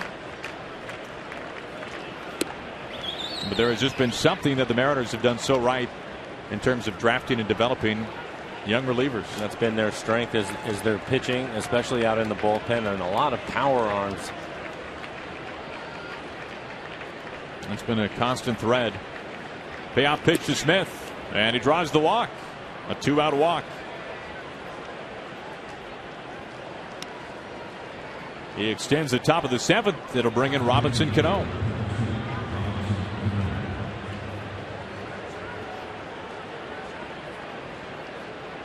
We really saw some good things from Cano in Baltimore. I can only think of one at bat where he chased the ball out of the strike zone. And that was something that we had talked about during the homestand, is expanding his strike zone. Typically, he won't do that. Had 5 hits in those 3 games.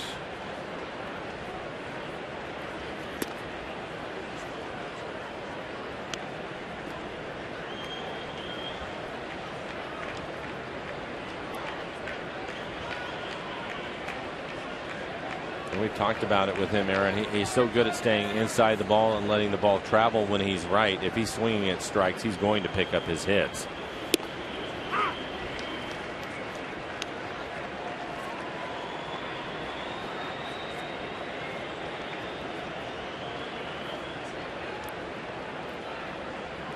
It's Smith at first base through the 2-out walk.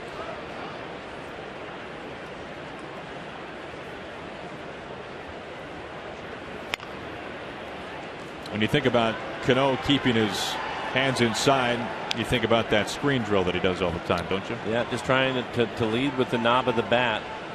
And that's the reason why he puts that screen out there. Hitting coach talk about casting out, getting around pitches. That's something that he rarely does. And that's the purpose of that screen drill.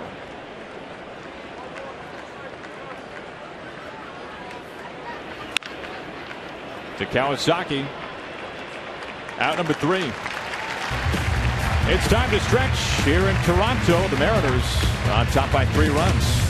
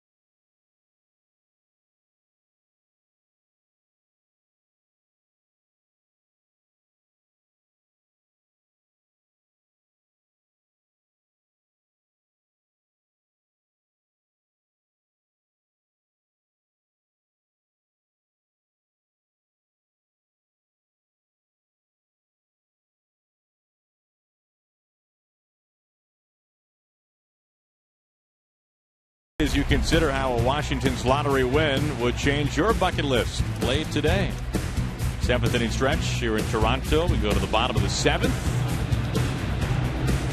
Russell Martin will lead things off.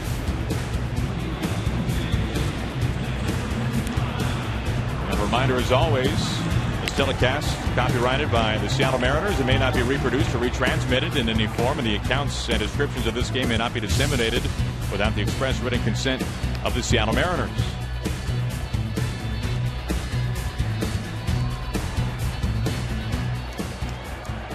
Now Justin Ruggiano on as a defensive replacement. He's in center field, taking over for Brad Miller. His first ever start in center.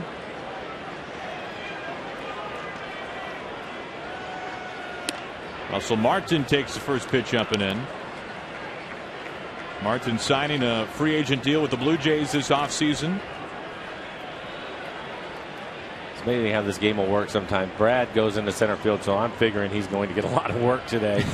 Never ended up having to catch a fly ball. Felix, a lot of ground ball out, certainly helped that. Now it's like when Lloyd put Ricky Weeks in left field in spring training, and Will Ferrell had more balls hit his way than Ricky Weeks. So Brad done for the night.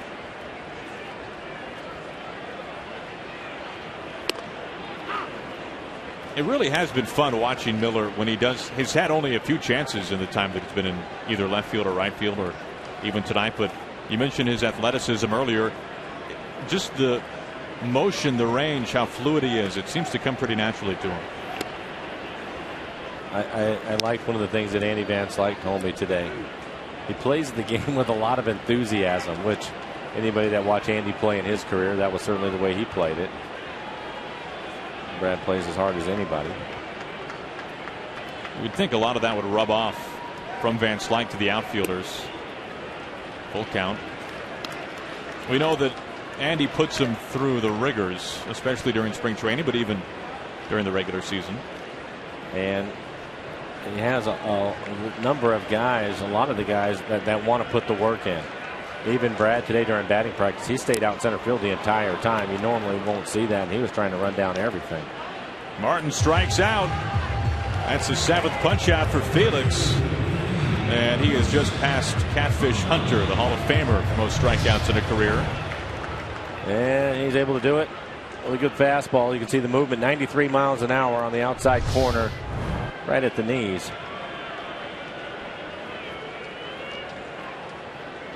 One up, one down for Colabello. Now this has been a season already for Felix of triumphs and accolades and a career accomplishments, and we are only in game 41, and for Felix only his 9th start, becoming the Mariners' all-time innings pitched leader. Taylor can't get to this one. Colabello his second hit tonight, both from the left field, both skimming on the ground. One out, one on for Pilar.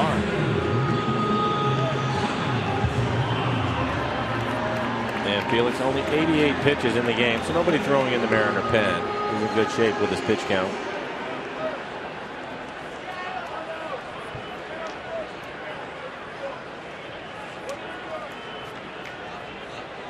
Only run the Encarnacion homer back in the first. Here's Pilar.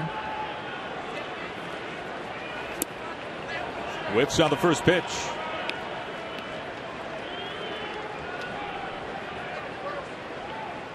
Blue Jays last year finishing 4 games over 500. It was their first winning season since 2010.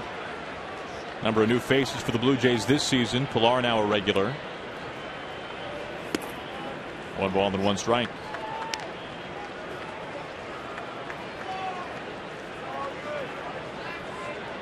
John Gibbons, one of the most entertaining guys to talk to in the game, makes his offseason home in San Antonio. He's a Texan. And like all of them, proud of it. You don't see many cowboy boots in Toronto, but he certainly wears them. Foul ball.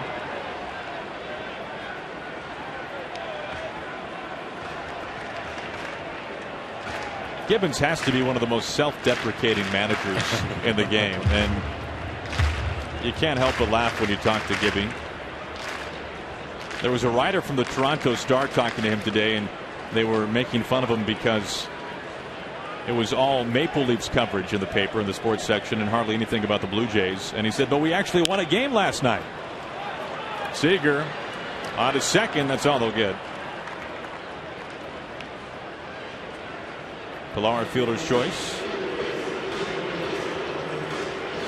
Now, we were talking about how many ground ball outs from Felix and really how many ground balls altogether that the King has 4 so far this year. And you can see Keuchel, the ground ball master, but Felix not far behind him. Not surprised to see him on that list. And the funny thing about that, Mike, and I'm not sure what you think about this, is that when people talk about Felix, whether it's opposing broadcasters or players or the national media, you don't hear the phrase ground ball pitcher associated with Felix like you do with Keuchel or Ross from the Padres. It's because of his overall stuff and how plus all of it is. And I think that for Felix, he gets a lot of ground balls because everything that he throws, except for his curveball a little bit bigger, a little bit slower. Good play by Morrison at first. But the rest of his pitches, they all have late downward movement. And so hitters, they think they're going to square it up, but they always end up hitting the top half of the ball and beating it into the ground because of that, even with his fastball. And that's something that Felix, when he first came to the big leagues, he was 96, 97 miles an hour, a lot of four-seamers, and much more efficient pitcher now because of that. There goes Pilar. Zunino down to second, tag. Not in time.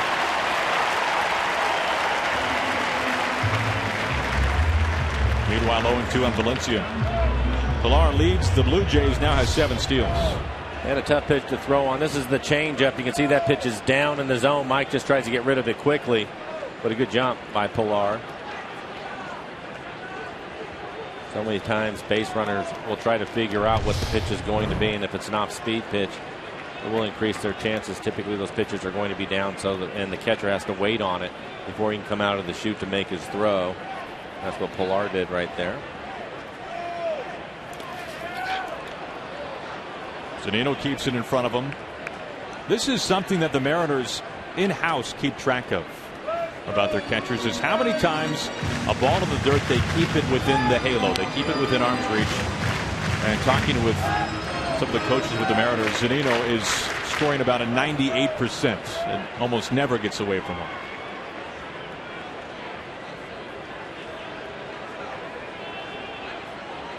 Two outs, one on. 1-2, just gets a piece.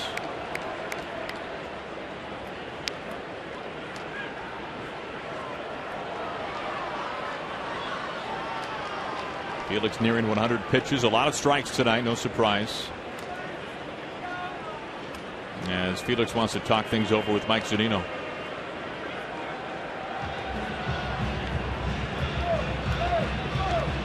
I'm curious to see if Mike puts a sign down right here. Or Felix thinks that Pilar at second base maybe has the signs or is trying to steal them, or maybe even just giving location.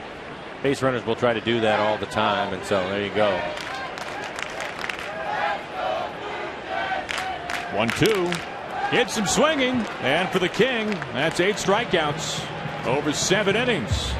As Felix allows just 1 run tonight, almost at 100 pitches, and he has really hog-tied the bats of the Blue Jays this evening here in Toronto.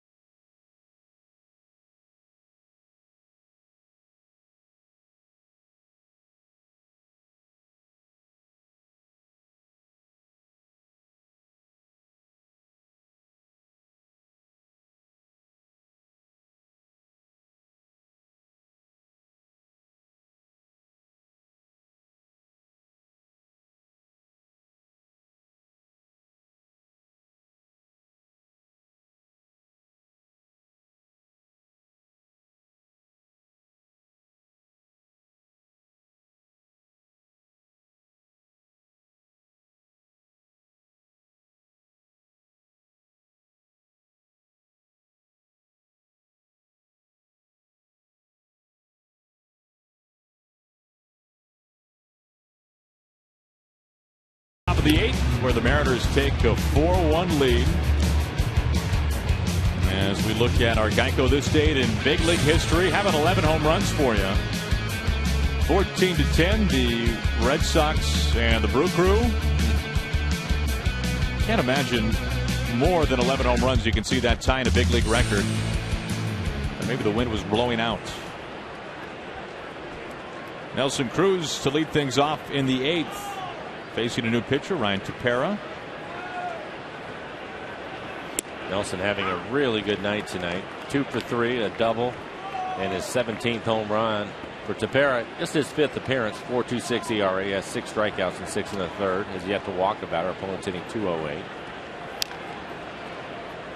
0-2 on Cruz.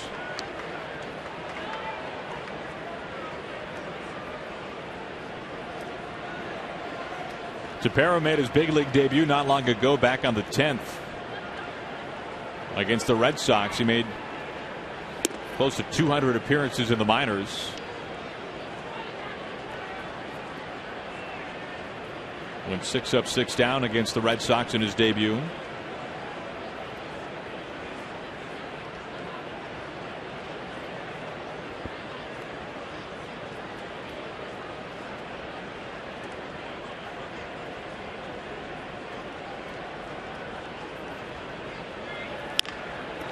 Cruz rolls over it.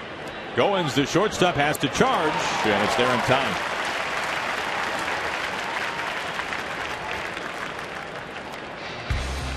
You can see Felix talking things over with Rick Waits as his pitch count close to 100.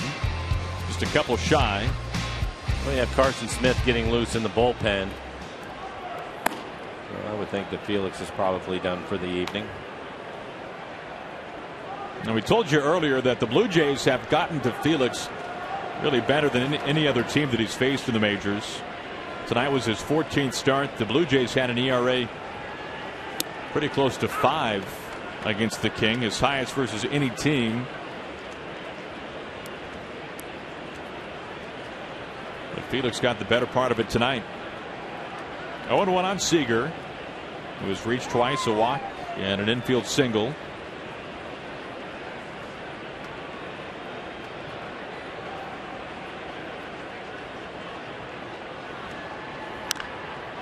And 2.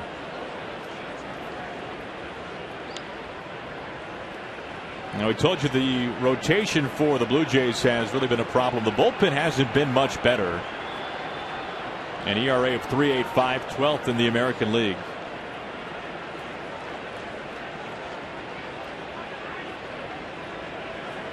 There's no doubt pitching has been the problem for the Blue Jays.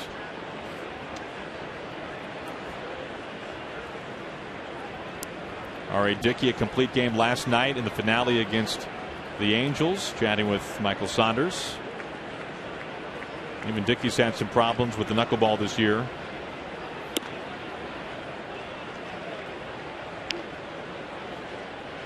Seems like the Mariners see Dickey every single time they play against the Mariners. Hutchinson there.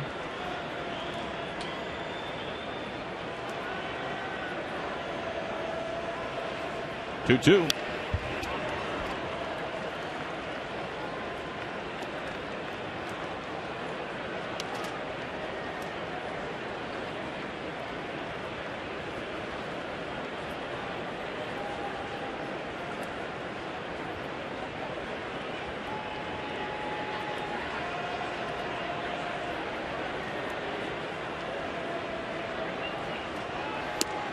Jackknife now for a full count.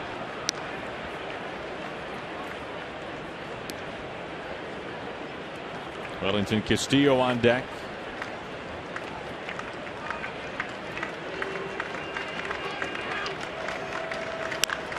Hard hit, but foul. It's right on the inside corner. He's out in front of a cut fastball. Tepera, his four-seamer will be around 94 miles an hour. You can see 89 miles an hour in the location on our AQC tracer, right on the inside corner.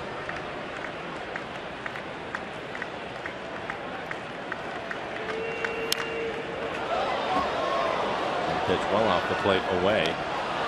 95 miles an hour. A nice at bat here for Seager. Pitch number 8 coming up.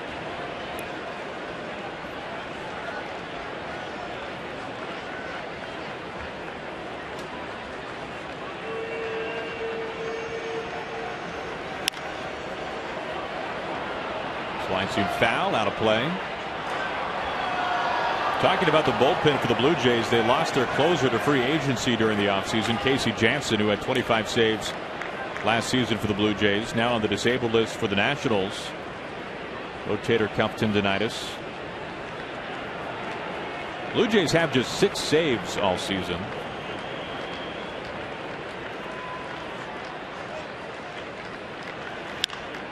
This time the opposite way. Carrera puts on the brakes. Out number 2. Follow the Mariners all season with MLB.com At Bat, the #1 app for live baseball. At Bat is up to the moment with in-game highlights, live look-ins, replay reviews, radio broadcasts, the new StatCast, and a whole lot more. Get MLB.com At Bat for your smartphone or tablet. 2 up, 2 down for Tepera. Facing Castillo.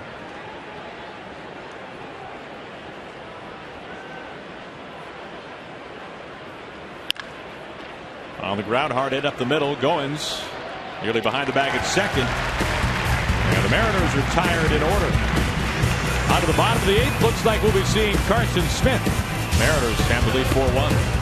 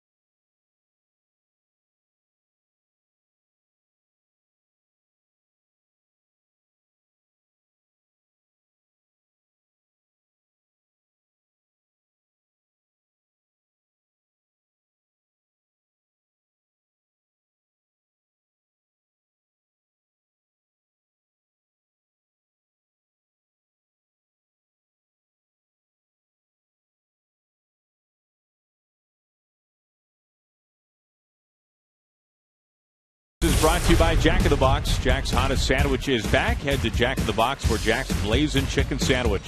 By Geico, 15 minutes could save you 15% or more on car insurance. By CenturyLink, your link to what's next. And by Money Tree, proud to make a donation to Mariners Care for every Mariners win. Mariners take the lead into the bottom of the 8th inning, 4-1 on top here in Game 1. And what a night for Felix Hernandez, Mike. Really pitched well, made the one mistake where he gave up the home run, but outside of that, had everything working for him. A really good changeup. His fastball command tonight was excellent. Really did a good job of pitching down in the zone, getting the Blue Jays a lot of ground ball outs for him. He also had 8 strikeouts in this one. But a good evening for Felix to pick his club up as he goes 7 innings, just 4 hits, 1 run. It was earned, a couple of walks. Again, 8 strikeouts, 97 pitches, 62 of those for strikes. Now, the only hit that was for extra bases was the homer by Encarnacion. So here is Carson Smith. 22 strikeouts in the 18 innings that he has worked. His ERA right at 1. Opponents hitting just 129 against Carson Smith. Good fastball. He'll be in the mid-90s with it, and the hard slider. Now, for Felix, tonight marked his 6th ultra quality start, or Felix quality start. In 9 tries this year, at least 7 innings, 2 runs or fewer. And he leads the universe in that since coming up to the big leagues. Up the middle, Goins, a base hit.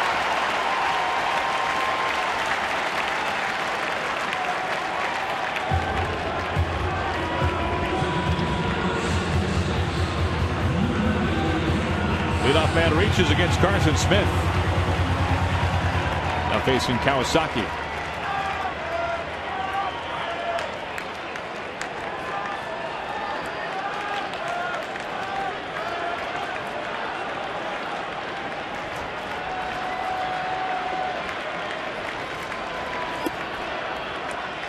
Low for ball one. Steve Delabar beginning to warm up. Now the chance for Kawasaki reigning throughout Rogers Center.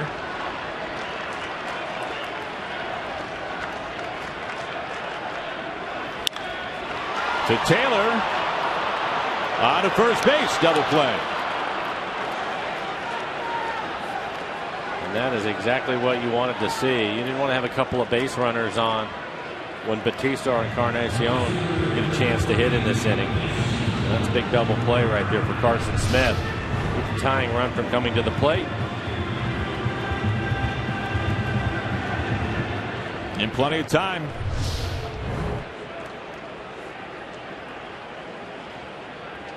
Here's Carrera for the fourth time. 0 for 3.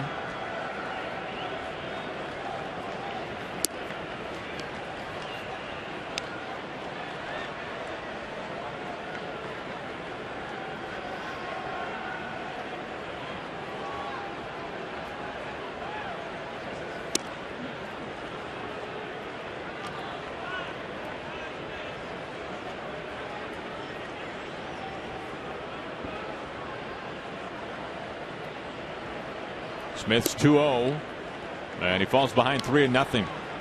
That one was close. Batista waiting on deck.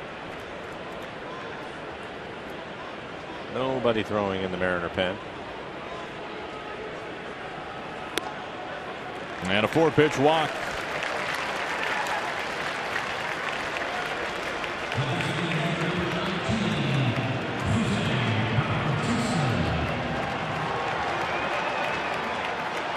Now facing Batista.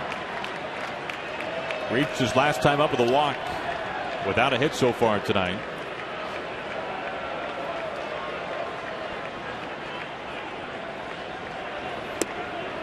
Right there for strike one.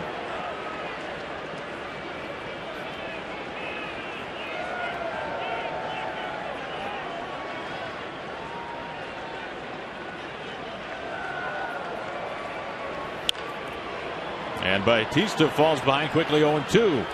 Carson starts him off with a slider in the middle of the plate, and he comes back with a good fastball. 95 in on his hands, jammed him with it.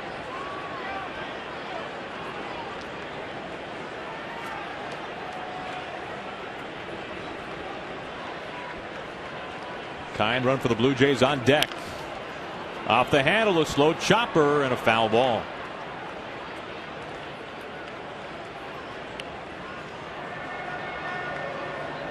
Zunino making a trip out to the mound. That last pitch looked like a slider, and he left it middle end. I think Mike wants to let him know 0-2. Let's get that pitch off the plate away, see if he'll chase it.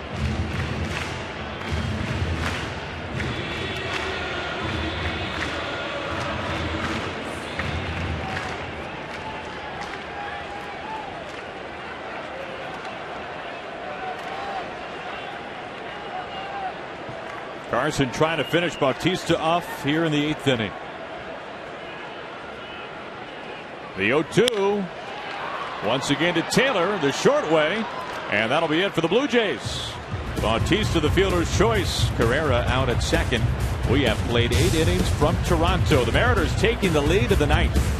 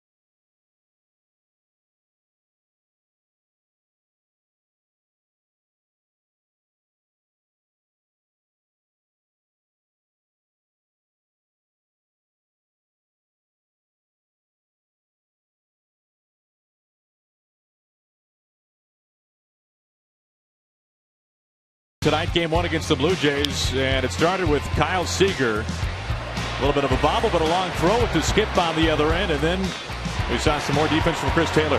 Good defense by the Mariners tonight. A lot of ground ball outs. Good pitching down in the zone, and Felix, a big reason why is he goes 7 innings, ends up 8 strikeouts. So great pitching tonight and some solid defense from the Mariners. And a new pitcher up on the mound for the Blue Jays, Steve Delabar, facing Logan Morrison. Logan 1 for 3. Has a triple.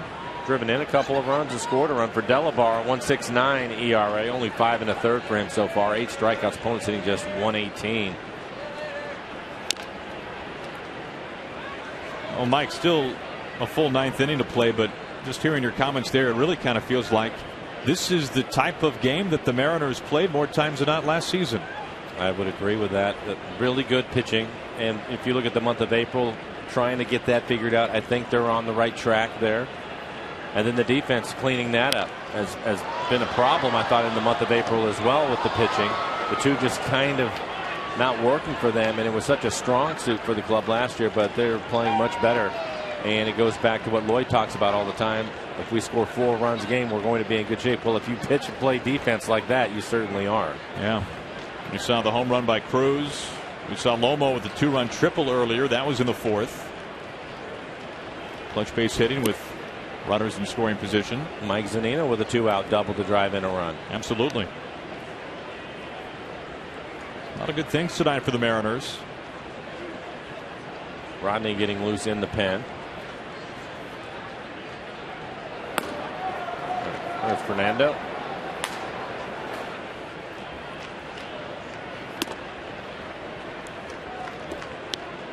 Full count now to Logan Morrison.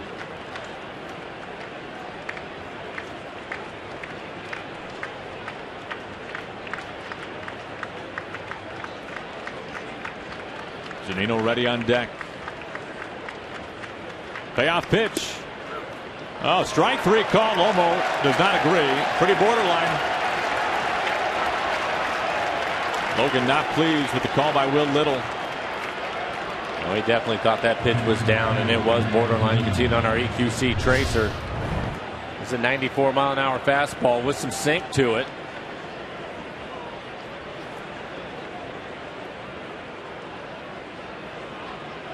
And Little, not that he waited all that long to ring up Lomo, but he didn't do it immediately. Lomo out of the box pretty quickly. Ball 1 to Zunino. I don't blame him. I would have thought that was ball 4 as well.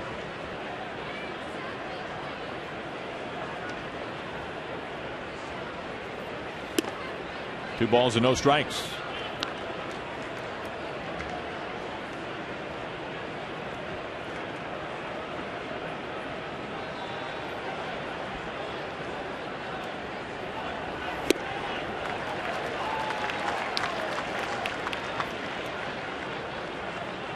More times than not this year, the few times that Mike Zunino has received a little bit of rest, he has come back the next day and performed very well offensively. And you mentioned the RBI double earlier. Zunino getting a breather yesterday with Castillo catching. Well, Mike is in great shape, and he's a young man, but I think you take it for granted sometimes on how much catching every day takes out of your legs, and you have to have your legs to hit.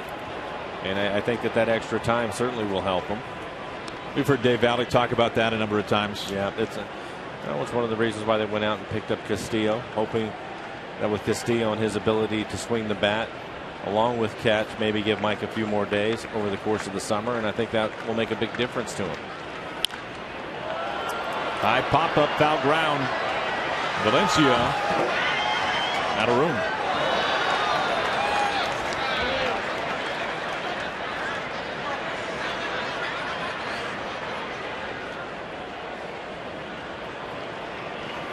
And talking with Mike, he has even said that following a full day off, coming to the ballpark the next day, he feels different. I would think so. I mean, he can tangibly feel a physical difference, and it makes a lot of sense.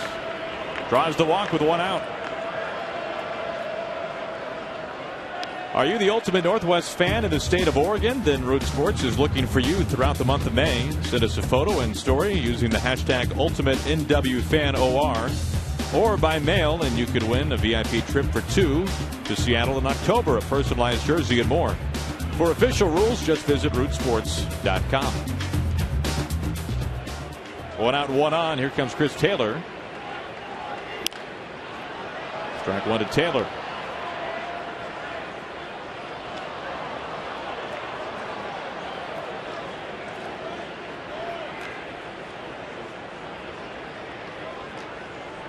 Taylor looking down at Rich Donnelly, third base coach for the Mariners, taking some signs.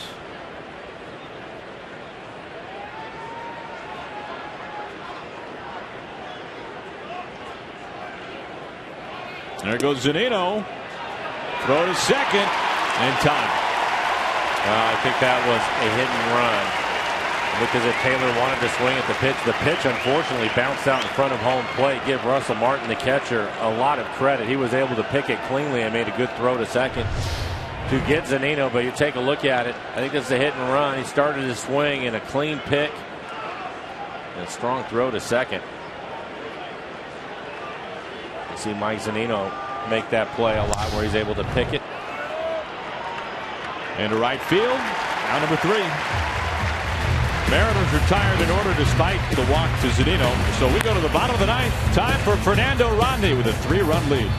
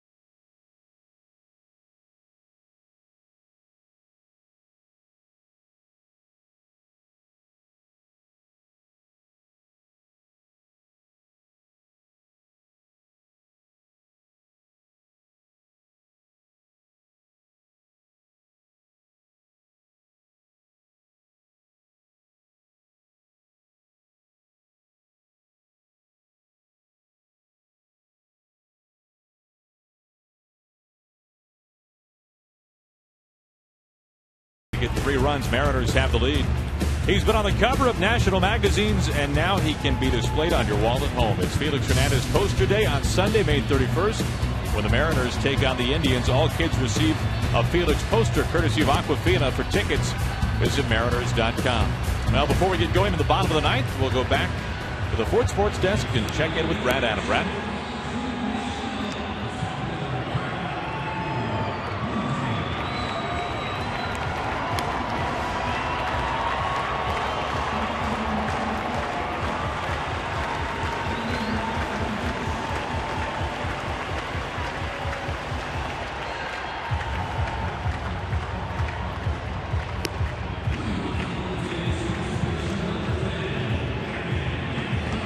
About to take over. We can see the numbers right here, Mike.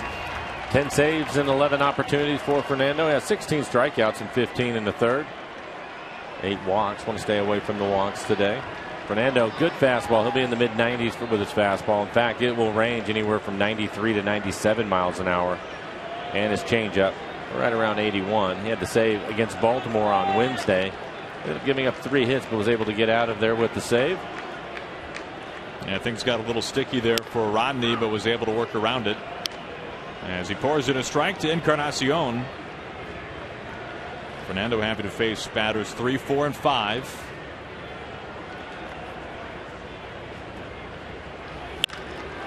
To right field, Cruz giving chase, and it's off the wall. Encarnacion steams at his second. And he stands up with a double.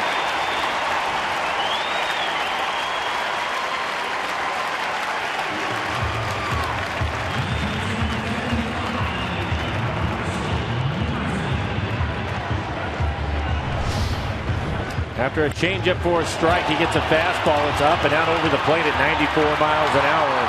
Hits the base of the wall.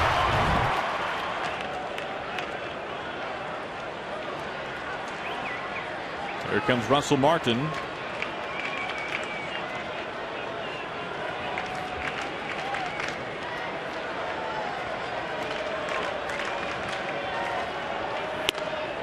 Strike.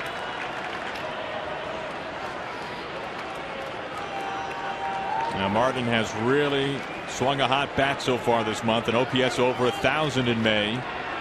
Hitting just under 390 overall this month. The 0-1. 1 ball and 1 strike.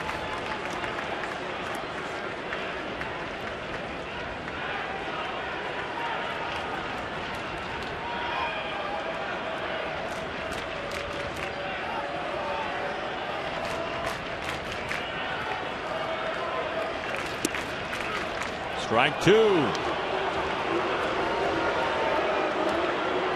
Good pitch there by Rodney. A great changeup right on the outside corner at the knees.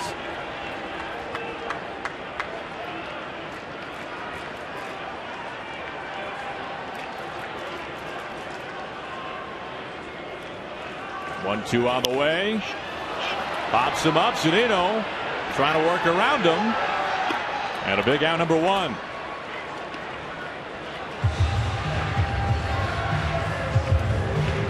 That brings in Chris Colabello. 2 for 3 tonight. A couple of singles.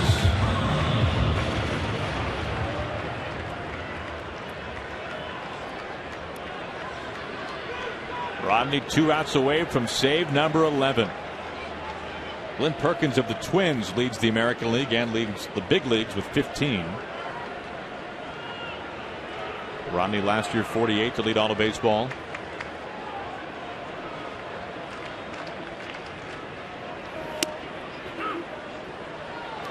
Starts him off at 97.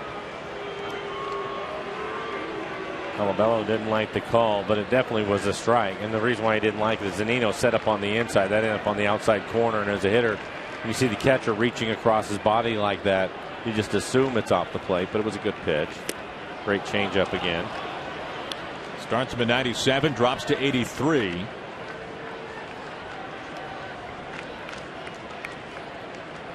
Trying to work around a leadoff double by Encarnacion.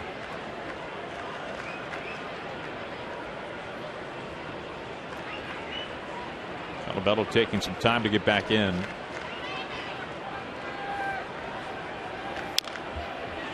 Count stays put.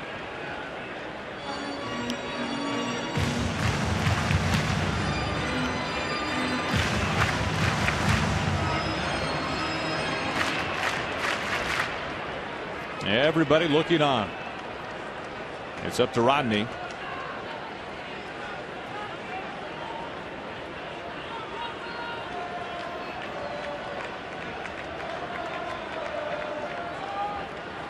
Here's 0-2. Inside. We've seen that velocity from Rodney up maybe even a tick more than usual. He started out throwing 94 miles an hour in the inning, and then after he gave up the double, that's when we've seen the velocity jump up to 97.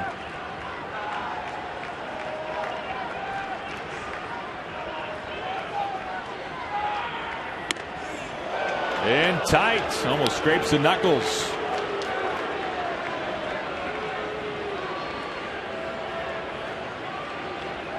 Trying to get Colabello off the plate. Well, I think what he was trying to do was throw the high fastball to get him to swing at it, but it was ended up getting away from him. If you see Zunino, he was more in the middle of the plate, and they were just too far in to get him to chase it. Hammer to left. This is trouble. It's gone.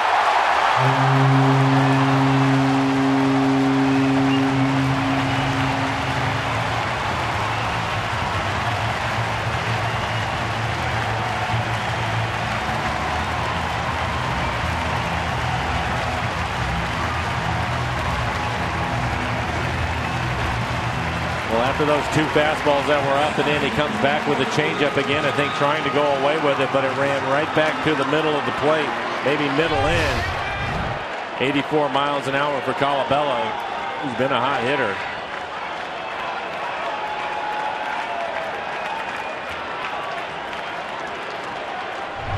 Now it's cranked.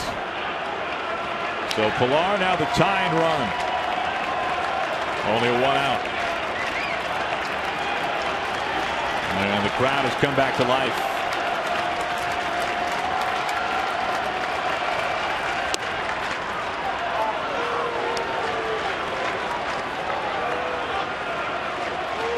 Now someone we have not seen tonight, Josh Donaldson, nursing just a minor calf tweak, but he is on deck to pinch hit for Valencia.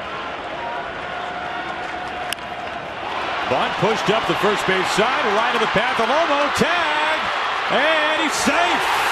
Lomo said he had a piece of him.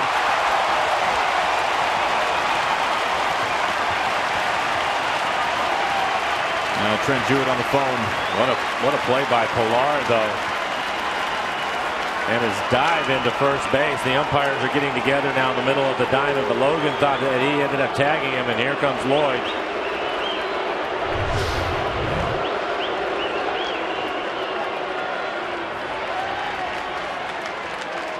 He gets him right there on his leg.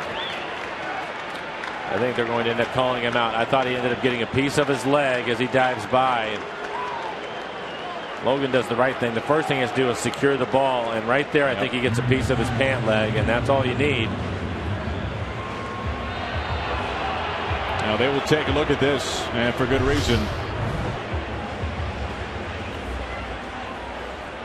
And you're right, Mike. What an athletic move there by Pilar.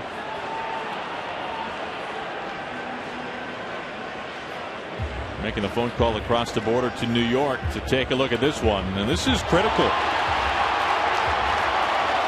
Yeah, they just showed it on the big screen. You can see him tap his foot. And the folks on the video board see Lomo whiff right here, and they start to cheer, and then they see him grab the foot, and then it's a different reaction.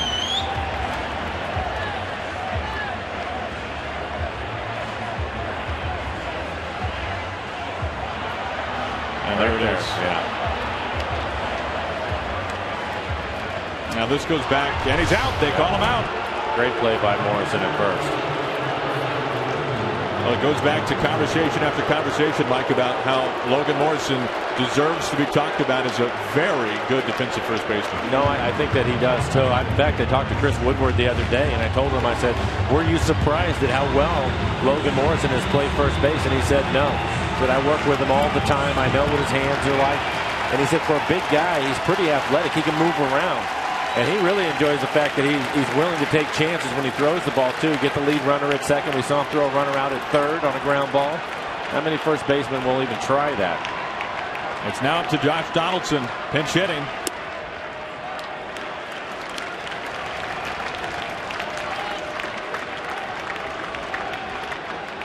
That is an enormous out. And Justin Smoke on deck.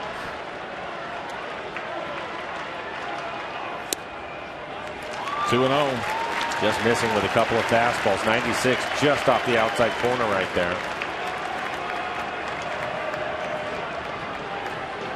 See the limited numbers there against Rodney. And time called. Now Donaldson, a little bit of a surprise when Billy Beane traded him to Toronto in the offseason. Donaldson really in his prime.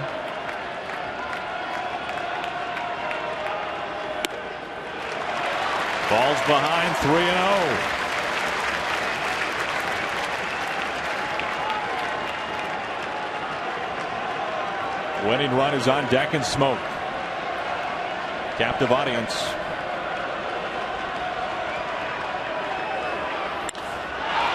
To center. Ruggiano is right there for out number 3, and the Mariners win it. The roof might slow that one down a little bit. Josh Donaldson out to center field. It's all smiles. And the Mariners take game 1. Felix Hernandez was just great tonight pitching in this ballpark. Felix with his 7th win, goes to 7-1 now. And Nelson Cruz his 17th home run. Now this was a good one tonight. The Mariners get some timely offense. They get the King, Felix. A Felix ultra quality start. And the Mariners take game 1. Well, time now for Mariners postgame presented by Delta Airlines, which starts right now.